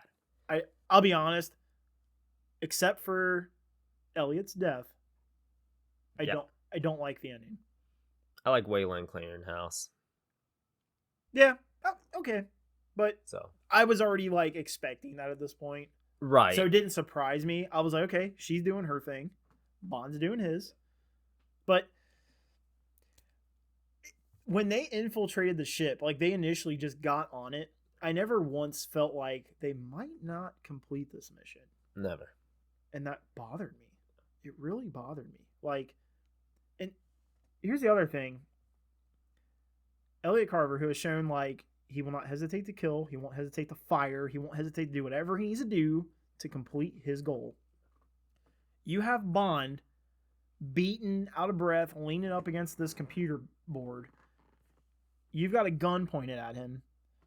Why are you taking the time to talk to him and explain your escape plan? Right. I have a helicopter coming in. It's like, okay. Like when he said that, I was like, Bond will be using that helicopter to leave. We don't see that, but we can just understand that's how Bond and Wayland will get out of there. So I was like, why? Why can't we write a story where the bad guy stays consistent and something else is introduced that causes a hit? Like, why does it have to be him? After I've gone through all this, now I'm going to talk to you for a little bit. Like, just shoot him. Well, even and then you have nothing to worry about. Yeah, exactly. And especially because you keep saying you're going to die here. Like, he knows that, like, the explosion, it's going to kill Bond, right? And so, why don't you just kill him now? Like, why wait? Why allow time for Bond to think of something? Well, they got such a, like, important, their little boat ship thing, their stealth boat, is such a big part to his plan. Bond and Wayland drive a little boat up and just hop on and hop in there. Like, why was there nobody there to try to prevent them from getting on when he knows they're coming after him? Like, I get in the beginning of the movie, there's nobody there to know you're here, this is what you're doing. There's nothing there for anybody to know that. So not having the people there would make sense. Why are you not taking extra precautions knowing Bond's well aware of you by now, well aware of the ship? That's fair. I didn't really think about that, to be honest with you. Is nobody there to prevent them? And then he sees on the camera, oh, she's there, which means Bond's here too. Now we got to send people. And you send 4 people? You're making a valid point, and I'll tell you, I know why I didn't think about that. And I'm not saying I disagree with you. I agree with you 100%. I think it's just a flaw in the writing because if you think about how Bond and Wayland get to the stealth ship, she reveals there's 4 possible areas it could be in. Right. They hone in on that one because there's reports in the area's media and everything, right, that Carver can't control, that boats are going missing. Right. So it's like they know they're being sought after and they're known for doing this thing, but they're still doing that when they're being sought. Like, wouldn't you take a break from that so that you can remain hidden? Yeah. So from that point, I was like, okay, he's just lost his mind. He's on a path of destruction. I kind of believed he didn't care about surviving, honestly, until the end when he's like, I'm going to get out of here on a helicopter. And I was like, oh. Because Stamper kind of feels like he's on a mission to die. Like, he literally said, like, he gets stuck and he tells Bond, like, you're going to die with me. It's like, okay, he doesn't care. Right. He's ready to die. So I felt like that's kind of why, maybe, but I think it's all kind of, again, poorly written. Yeah, because Elliot was so obsessed with making sure his plan succeeded. Even if he didn't give a damn about dying, he's going to care about his plan. That plan's not going to happen when Bond and Wayland arrive. Yeah. So there's 4 possible locations. That's a 25% chance he's going to show up. Why take any risk? If I was Elliot and there was a 0.001% chance that Bond could show up, I'm moving the ship to a different location. Yeah. I'm getting everybody who I can take away from their post and place them on the lower level there to watch out for Bond, because it looks like that's the only way in and out. So the only way they're getting in is from right there. I'm putting people there. As soon as I see them show up, shoot them. Yeah. Well, and that's honestly, this movie, because it has some scenes in it that I was just like applauding in my head, right? This movie was actually writing out of 4. I was like, I'd probably watch this again. But then the ending, they created stakes by laziness. And I do not condone that. I think it's stupid and it just takes away from the overall quality of your film and the story you're trying to tell. It's very lazy writing to just have the 2 protagonists that are very well trained and have these organizations backing them up. It's very lazy for them to just be like, oh yeah, we'd let them know and they would squabble. We'll just go handle this ourselves. Lazy, and it's lazy for the bad guy to just be doing the thing that he was doing that got him attention in the first place, right? Because then it's going to be like, here's where I am, come find me. That's just laziness. And yes, I'm saying the writers could have taken some time to create a way for Bond and Wayland to find the stealth ship, whether they're a part of a team with Bond's side or her side, whatever. They find it, and the stakes are high because when they find it, Carver's like, oh crap, I gotta get the satellite, I gotta get things going, right? Like, there's a ticking time bomb now on our operation, and stuff like that. And then if he had really driven home that, like, I'm willing to die for my cause, that makes a good villain, in my opinion. When you feel like your villain is just completely not connected to any kind of life, even their own, it makes them scary. Yes. So they took away from how scary he was. They took away from the quality of the story, and it sucked. That's why I hate the ending. The ending was just kind of lame. It was pretty lame. Again, to relate it to a video game, it almost felt like if, because there's a mission in Agent Under Fire that was pretty difficult that I played on PlayStation 2, where you gotta like infiltrate a submarine. Mm-hmm. If you didn't have that on easy mode, you weren't sure if you could beat the mission. So it felt like the writers put this movie in easy. Yeah. And I felt that from the minute they found the ship. I was like, well, the movie's over. They're going to win. I never even worried about her dying, which usually in Bond movies, it's a 50-50 if his, partner is going to live. But no, I knew she was fine. I knew he was fine. I knew the plan was going to work. I knew Stamper was going to die. I knew he was going to have a significant death. And I knew Carver was going to have a significant death. I knew it. Now, I was surprised by the Saw coming back into play. Yeah. That was nice. Yeah, I was like, cool. Because I'm like, you guys introduced that early in the movie. this really unique, cool design that kind of made sense. I was like, thank you for bringing that back. I appreciate that at least. And it being the way that, the villain gets taken out, the villain that, was behind it being used in the first place, it kind of had a full circle feeling. But other than that, I just really don't like the ending. Yeah, the only two parts that really like stuck to me and where I was like, all right, I really like that was one when she pulled the star out of her boot. She threw it at the guy's throat. I thought that was a really cool thing she did. Mm-hmm. And then when she had one bullet left and there's two guys on this side and that guy there, and she already killed him. She had one bullet left and she shoots the vent or whatever that was, and it blew steam in their face to where she could go grab the other dude's gun and shoot them. I thought that was cool. I enjoyed that part as well. Yeah, it was like creating two diversions with one right opportunity. Really well done. So, but other than that, you actually reminded me I didn't care of another thing I did like, because it was kind of, we didn't get to see a lot of Bond's cleverness being displayed, because he's a very clever person. He's able to like think ahead in most situations, which, we had the watch that was synced with the grenade as the backup plan, right? But stuff like that's like whatever. He's using gadgets and whatnot. But this just showed his intellect. When Waylon gets taken by Stamper, he's like, okay, they've taken her. They're gonna know that I'm here with her. They're gonna be looking for me.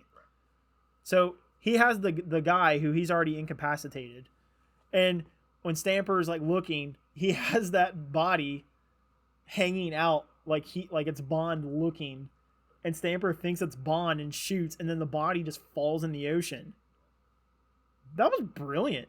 I actually really liked that. I forgot to remark on that, but I forgot about that too. That was pretty cool, and it was kind of a way to like let the bad guy know you can calm down and go back now. The threat's gone. It was cool. I liked that. So that'll be the other thing I highlight. But for the most part, the ending, the way it was written, took away from any of the cool factors about our protagonist that we like so much. And even the villains. Like you said, Stamper just gets nerfed. Completely. And I have a huge problem with him getting... Like, I don't care how, like, invincible someone is. You can't have someone get stabbed in the middle of the arm. So it definitely hits their artery. And then you take that knife out to stab them in the chest. Right. And then he just laughs. I was like, is he bionic? Is Stamp like, you know what I mean? Like, what are we doing here? Is that the Terminator? Is that why he has different colored eyes? Like, they ran out of one color in the shop. They were just like, bzz, bzz. What is it? There's another movie like that where, I forget. Oh, Sherlock Holmes with Robert Downey Jr. and that big old guy. Yeah. And he hits him with a hammer and the guy just goes... It's just one of those things where, like, at least with that, like, that was a ginormous dude, so it kind of made sense, but it was also very, very Hollywoodized to show, like, yeah, this is a problem for him.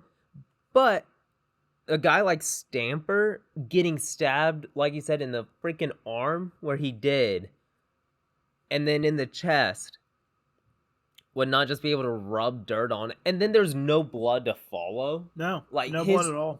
Shirt, his arm, everything would have been He doesn't soaked. bleed. He doesn't even like scream. Like, dude, can you imagine just getting stabbed in your bicep? Getting like a bee sting in the bicep. Like, he just takes it and he's like, "Argh." Right. Like, and then Bond takes it out, and what's funny is he doesn't show like any signs of pain until Bond takes it out of his chest. Right. To cut the vest when he falls in the water, and he's like, like, now it's hurting. Right. Still, no blood. Just poor. No blood. And there was really blood in this movie, which is interesting because there was a lot of blood in GoldenEye. GoldenEye, yeah. Now, that kind of leads me into something. GoldenEye got a lot of flack and backlash from the general audience for too much hand-to-hand combat, not enough gadgets. And I'm sure you noticed the gadgetry was stepped up to a whole new level in this movie. Yeah. That's why. Wow. It got a lot of backlash. That's dumb. It would be the same as like people who went and saw Matt Reeves' The Batman, and they're complaining about all the normal things we see with Batman that we aren't seeing yet. And it's like, he's establishing him. they were doing the same with Bond. They were establishing Bond. We had a younger Bond, right? So it's like people just don't want any build up. They don't want to see progression. No, they just want to have the meal delivered and consume. And it's like, that's boring to me. You know, that's why Zack Snyder is one of my favorite directors, because he takes these things that we know and love and he breaks them down and shows us how they're made. I like that. I like seeing how the sausage is made, you know, like that. So I appreciated that they had the fresh start with Bond and GoldenEye. I actually am not a big fan of the gadgets. I think it just makes for an easy way for him to get about, which is why I love the Daniel Craig take on Bond so much. It feels more realistic, but it's also just like, okay, for any jam Bond gets in, he can just whip out this phone that's got an antenna key and a scanner and a thumbprint. It's like, okay. I like the take of Bond where he has to get like one of the guards' uniforms and act like he's one of the guards and tiptoe around everybody. You know, like that's cool. I'm not a big gadget person. Almost like an Ethan Hunt kind of. Now, I will say I do like the car gadgetry. You know, from the smoke dispersal to the bombs that it drops. I was like, the car is cool as hell. But yeah, besides that, so I think it's funny that I'm typically never in agreement with general audience. I don't know why that is, but I'm just not. About any movie. Really, about any movie.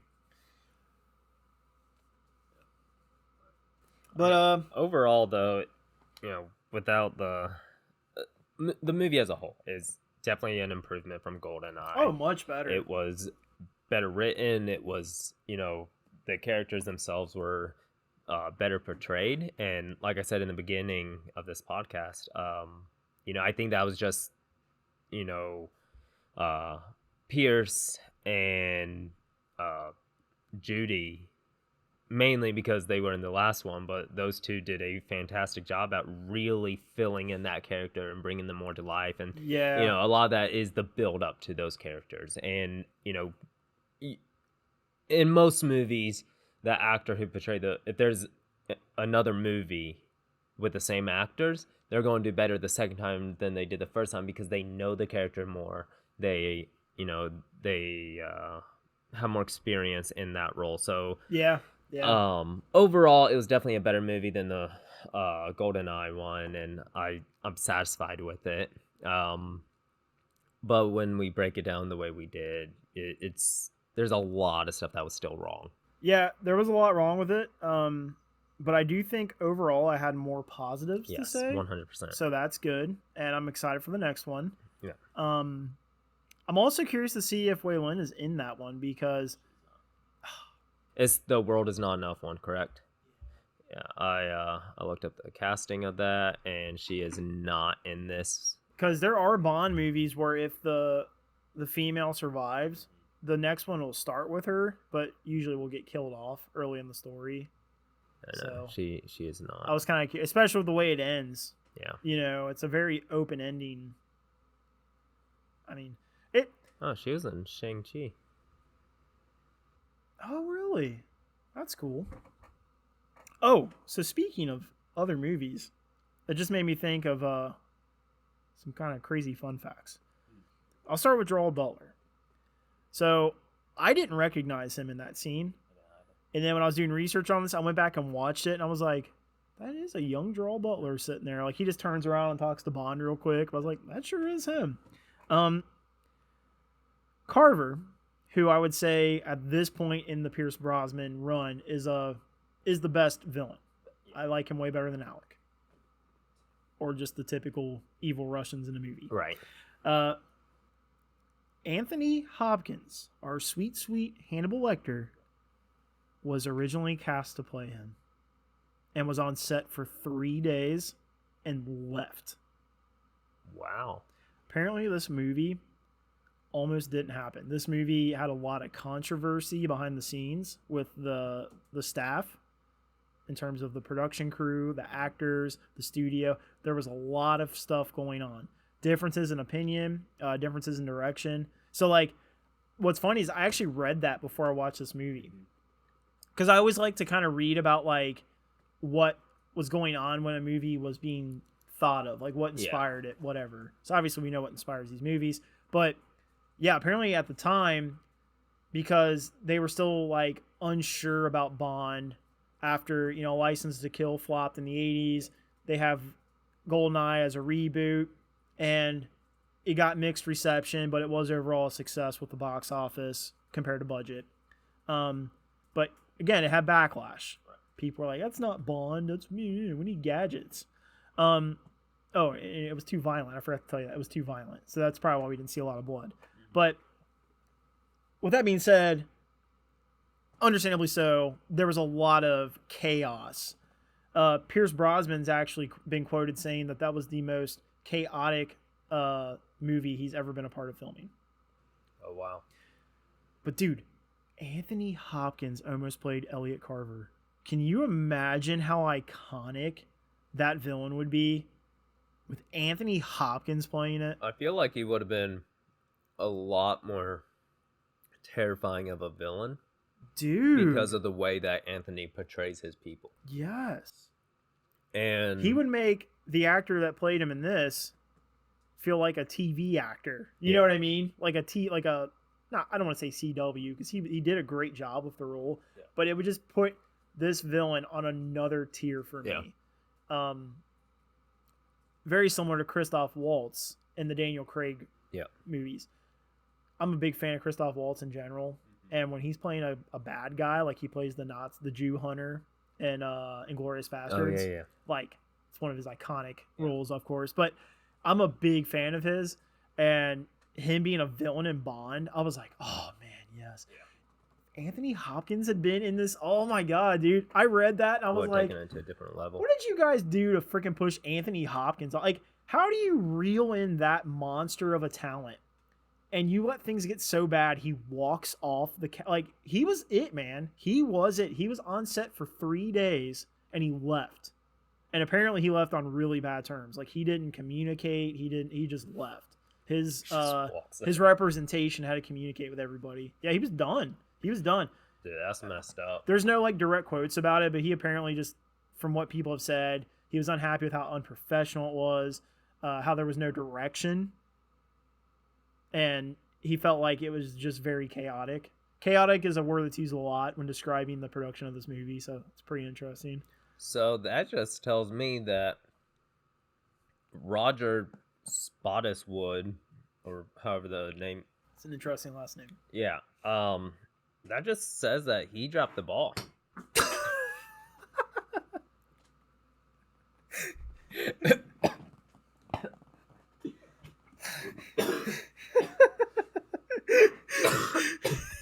The light.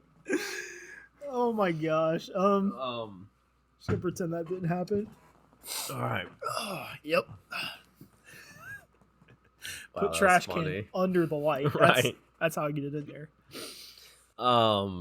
But that just tells me that he dropped the ball directing these people to do their jobs. Well, and again, that could be a thing with where he's coming from. This guy came from doing television. Right. And B-roll movies. Now he's on a big production with a studio that he's not worked with, coming down on him hard. He's got A-list actors that are like, what are we doing here? Right. He's kind of the middleman, so I kind of feel for the guy, honestly. Because he was in a realm he was not familiar with. Right. That's why it's so weird that his first big budget movie, like blockbuster, is Bond.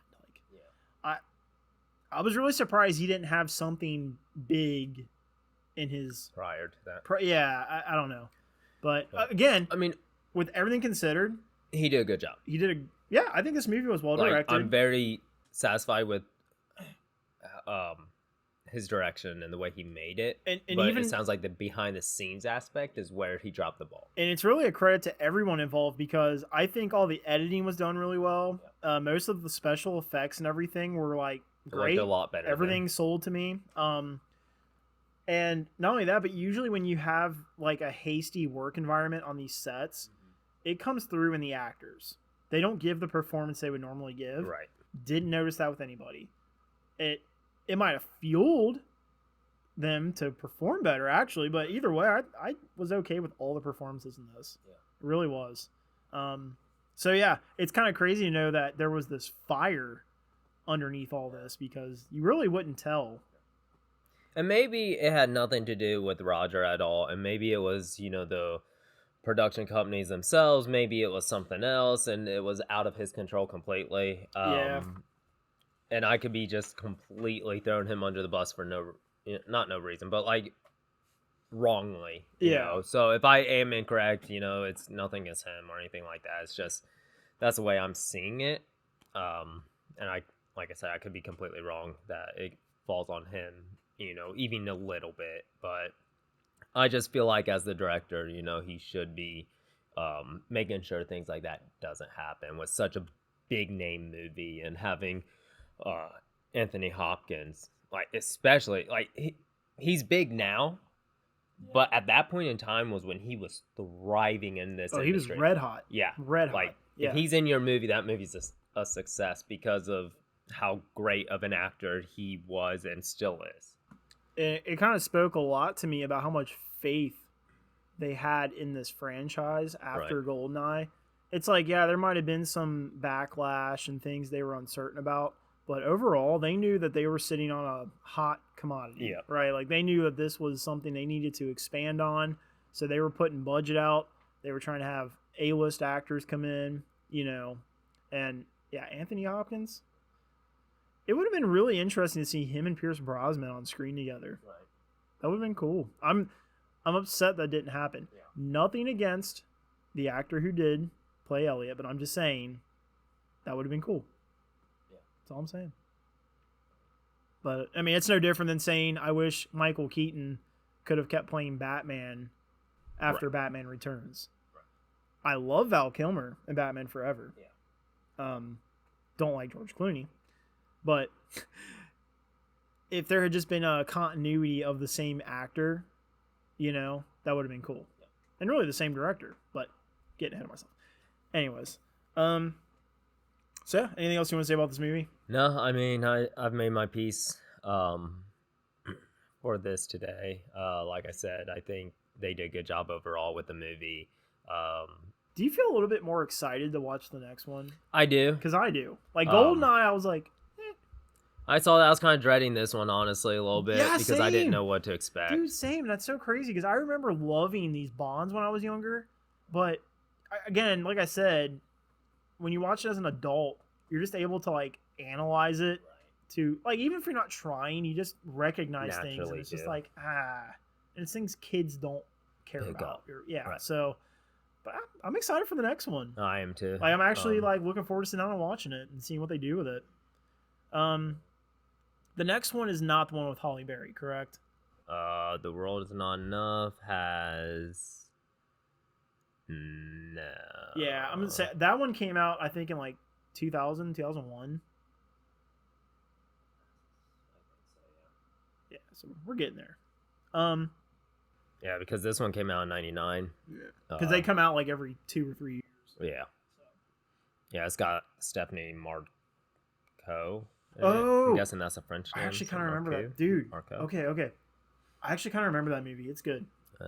It's good. We're gonna like this one. Yeah, I think. 12-year-old me is saying we're gonna like this one. All right. Gotcha. All right. We need to ask Steve about me. Like, I want to know what his favorite movie is. We'll have him as a special guest one of these days. See, I know my dad's is Jaws. And it's just because he has a poster of it. He has, like, one of the official posters they had in theaters. Wow. Hanging up downstairs at his house. And then he also named his dog after the dog that gets eaten in Jaws. Yeah. So, he's a big Jaws fan. Which is funny because I think Jaws is kind of... That movie was trash. Like, remember when we watched it in Florida? And I'll be honest with you, when I was growing up, because it's one of the movies he had me watch. Yeah. Like Bond movies and the Batman movies and whatever. I thought it was awesome. But now when you watch it, you can see the budget.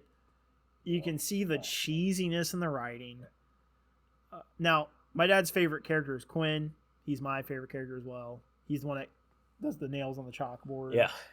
He's cool. He's that salty old guy that can get the shark in the, but otherwise that movie's.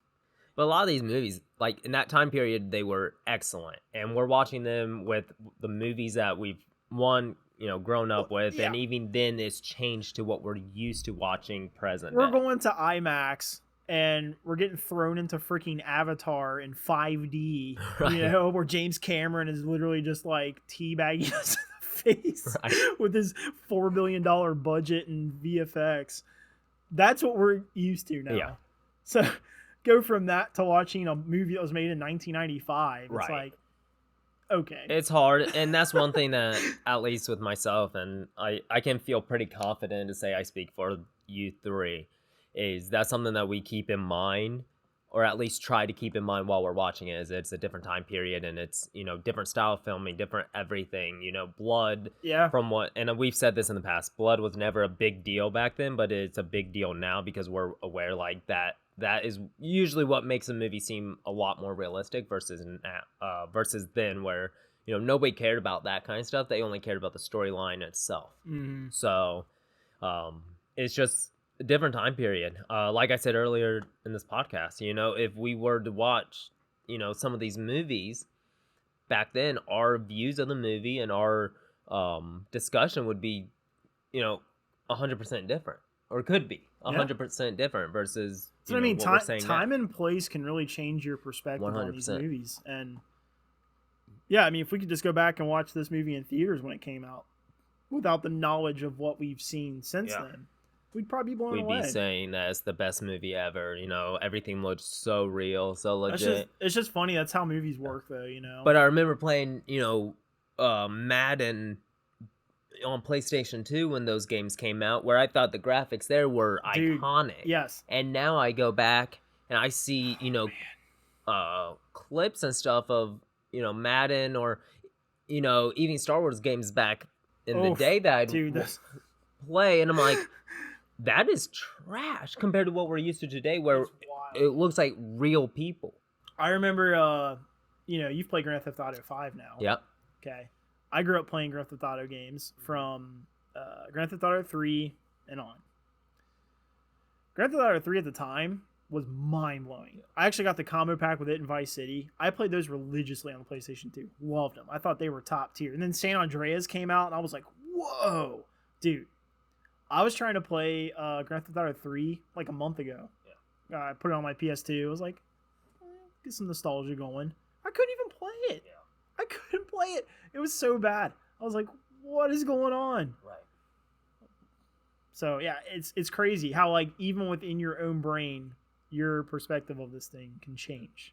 There are these movie-like things that Mom would have me watch. It's, like, called Bible Man or whatever. I remember watching them. Bible Man? Bible Man. He was, like, a superhero, but he used the armor of God and all that other stuff. Jesus isn't enough? Sorry, which I digress. Boink. Don't cancel me.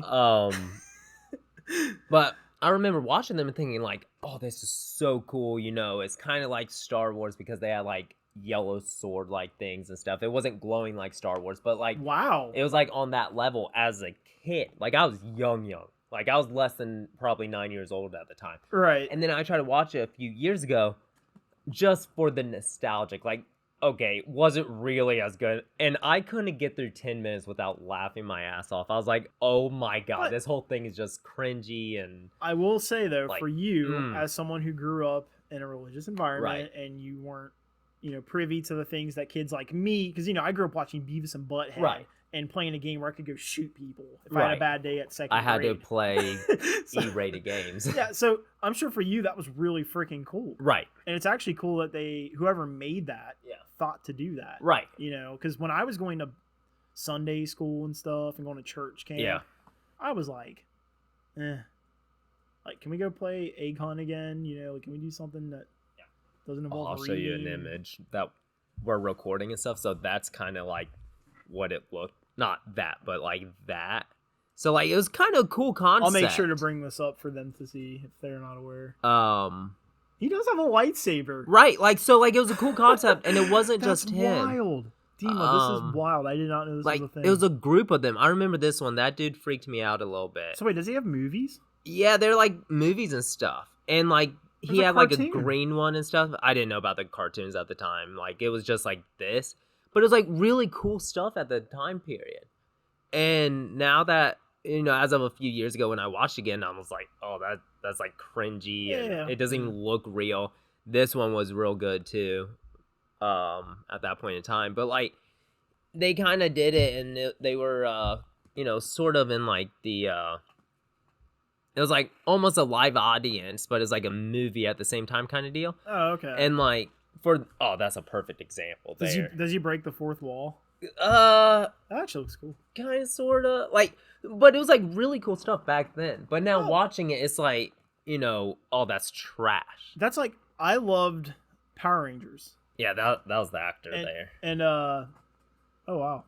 But I see, but I'm telling you, like looking at the photos and stuff, production quality, even with the costumes, it's reminding me of Power Rangers. Which exactly. I am a huge Power Rangers fan. Yeah.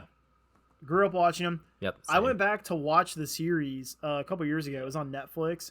I was like, oh my God, man. But when you're younger and you get introduced to something like that, it's just like, dude, this is so cool. Right. So I'm not judging you.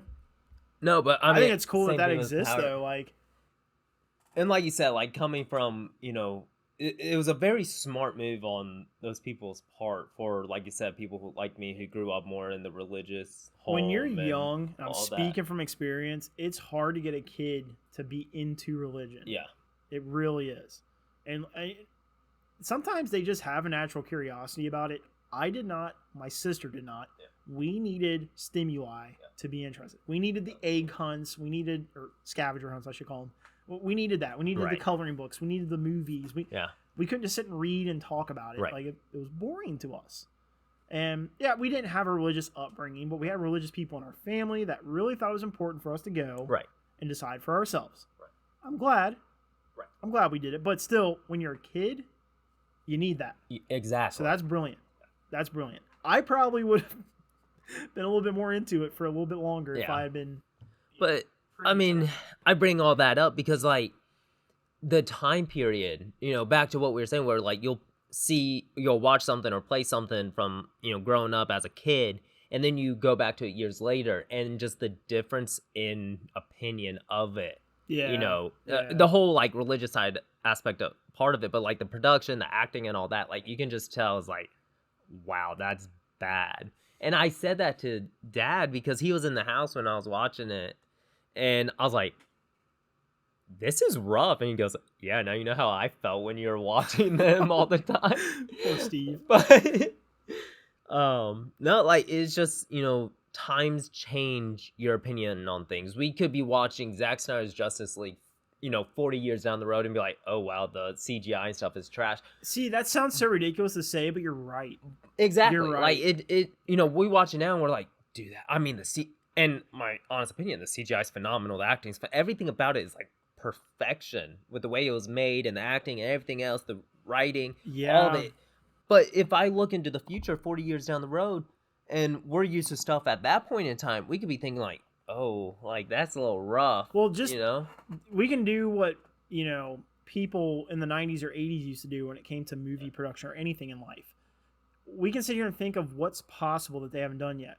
Right. They can maybe 3D print a fully animatronic alien. So like Zack Snyder's Justice League, for example, they could actually produce a Steppenwolf. Yeah. Like he physically exists and can speak and move how they want him to for scenes in the movie. So instead of being, you know, generated by a computer on screen, he's actually there in front of the camera. He's creating shadows. He can interact with things. That could be the next step. Yeah. You know? I mean, Hollywood's already starting to do that with Disney. In The Mandalorian, that big, gigantic screen up the background there. That way, it's not just a green or blue screen where the actors have to be told, like, yeah, you need to look about here at that X or that dot. Yeah. And then over here is what that's kind of going to be like. So I need you to do this and that. The screen, the background's there in live view. Yeah. You know? So, which it does have limitations, but they'll get around that. It does. They will get around that. Yeah. But, you know, they're already being able to see the background. So, like, if there's a ship that's flying and, By the way, that's called the volume for people who don't know what we're referencing. Volume, thank you. Highly recommend looking at videos of it. It's pretty cool. Yeah. It is a game changer for filming. It is. It's definitely a very futuristic thing that we're getting to experience now. But all Pedro Pascal has to do is look behind him and look at the ship and just follow it without... And it's projecting the light. Exactly. The spectrum, the colors, reflections are being created. Exactly. It's skipping all those steps. So we're already seeing... That's a good example. Because with green screen, as we know, you got to create the light. You got to create these things that'll be seen later when you add it to the green screen. You kind of have to guesstimate on like where about it's going to be put. You have to kind of guesstimate like, we're going to, it's going to come here and we're going to move the ship or the plane or whatever this way or the car this way. And you have to follow it, but you can't be too fast. You can't be too slow. And if you are, then you have to try it again and take different shots of it and then kind of splice it all together. And like imagine Avengers Endgame. And I love this joke just because the Russo brothers have talked about this. Thanos in the green screen set was a tennis ball. Yeah. Okay. They had a tennis ball for the actors to look at. Imagine Thanos is on a screen. They can just look at Thanos. Exactly. Boom. Or with the future tech that I'm talking about, they just create a Thanos. Exactly. But I don't know. Yeah, so it's going to be crazy to see where things get to. If there is a day in my lifetime that I can look back at Zack Snyder's Justice League and think, ew, that's going to be insane because there's Marvel movies with budgets fucking 5 times bigger than what Zack had to finish that film that look way worse. Yes. The CGI in that movie is so freaking impressive, man. It looks real. It makes me wonder what they could accomplish if he did get to finish his films with that crew. Which, by the way, same guys that are doing the Flash movie. Just saying, same VFX artists. So, and everyone's like hating on the trailers for that, but I'll tell you what, man. I think the Flash in theaters is going to be amazing. I agree. Can't freaking wait. Before we wrap it up, I'm going to have a little advertisement thing I make for this. And you actually don't know about this. It's the first time I'm going to tell you about it. We have merchandise. Oh, wow. Oh, yeah. Hells yeah. We got t-shirts, a mug, stickers, some other stuff I'm working on. But yeah, we have that stuff established in a store. There is a link that I will actually provide on the bottom of this video and every video going forward. You can go there, buy our merch, help support us a little bit. That'd be cool because we got a lot of things we're trying to do. And we broke. No, I'm just kidding. But seriously, any little bit helps. And if anything, we just appreciate that you're such a big fan of us and you'll possibly inspire other people to check us out by walking around with our gear on. So, yeah, we got merchandise now. Hells yeah. I'll have to check that out. Yeah, I'm excited to show you. Here, I'll show you the shirt, the first shirt I made. I guess I can give people a little peek. Yeah. So that's I'm calling this, our store is called Stonecraft. I thought that was pretty cool. Oh, wow. Yep.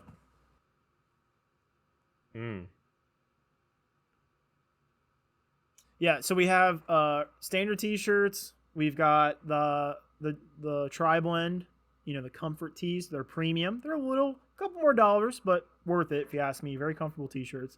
And then we've got ladies tees, and we've got tank tops. Like it. And we got mugs, stickers. But yeah, we got merchandise. And there's some other stuff. We got a shirt with one of our cartoon characters on it. We got some shirts with funny things that we say, like buttering popcorn and buttered. Yeah, so yeah, we got merchandise now. Pretty cool. I'm excited about that. Yeah. So yeah, there's that. And I promise this will be the last time you have to watch me awkwardly try to talk about it and geek out about it. I'll make a nice professional little thing that we can show you guys and not show you a glowing phone screen. But anyways, yeah, so we got merch. I kind of want to do something for Bond Tuesdays if people really like this. Yep. We'll see. But yeah. Anyways. All right, guys. Well, I guess we'll go ahead and wrap this up. We won't take too much of your time this week as we've already got it.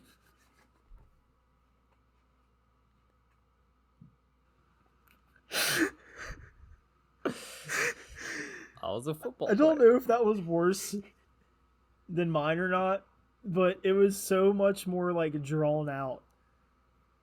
Like if Zack Snyder filmed that, he would have been like, "All right, Dima, and throw," and then like from here, it just would have been in the most like HD slow mo, like where Barry Allen can fly around and like lick chocolate out of the inside of the wrapper before it epically doesn't even reach the trash can and lands on the floor. Ugh.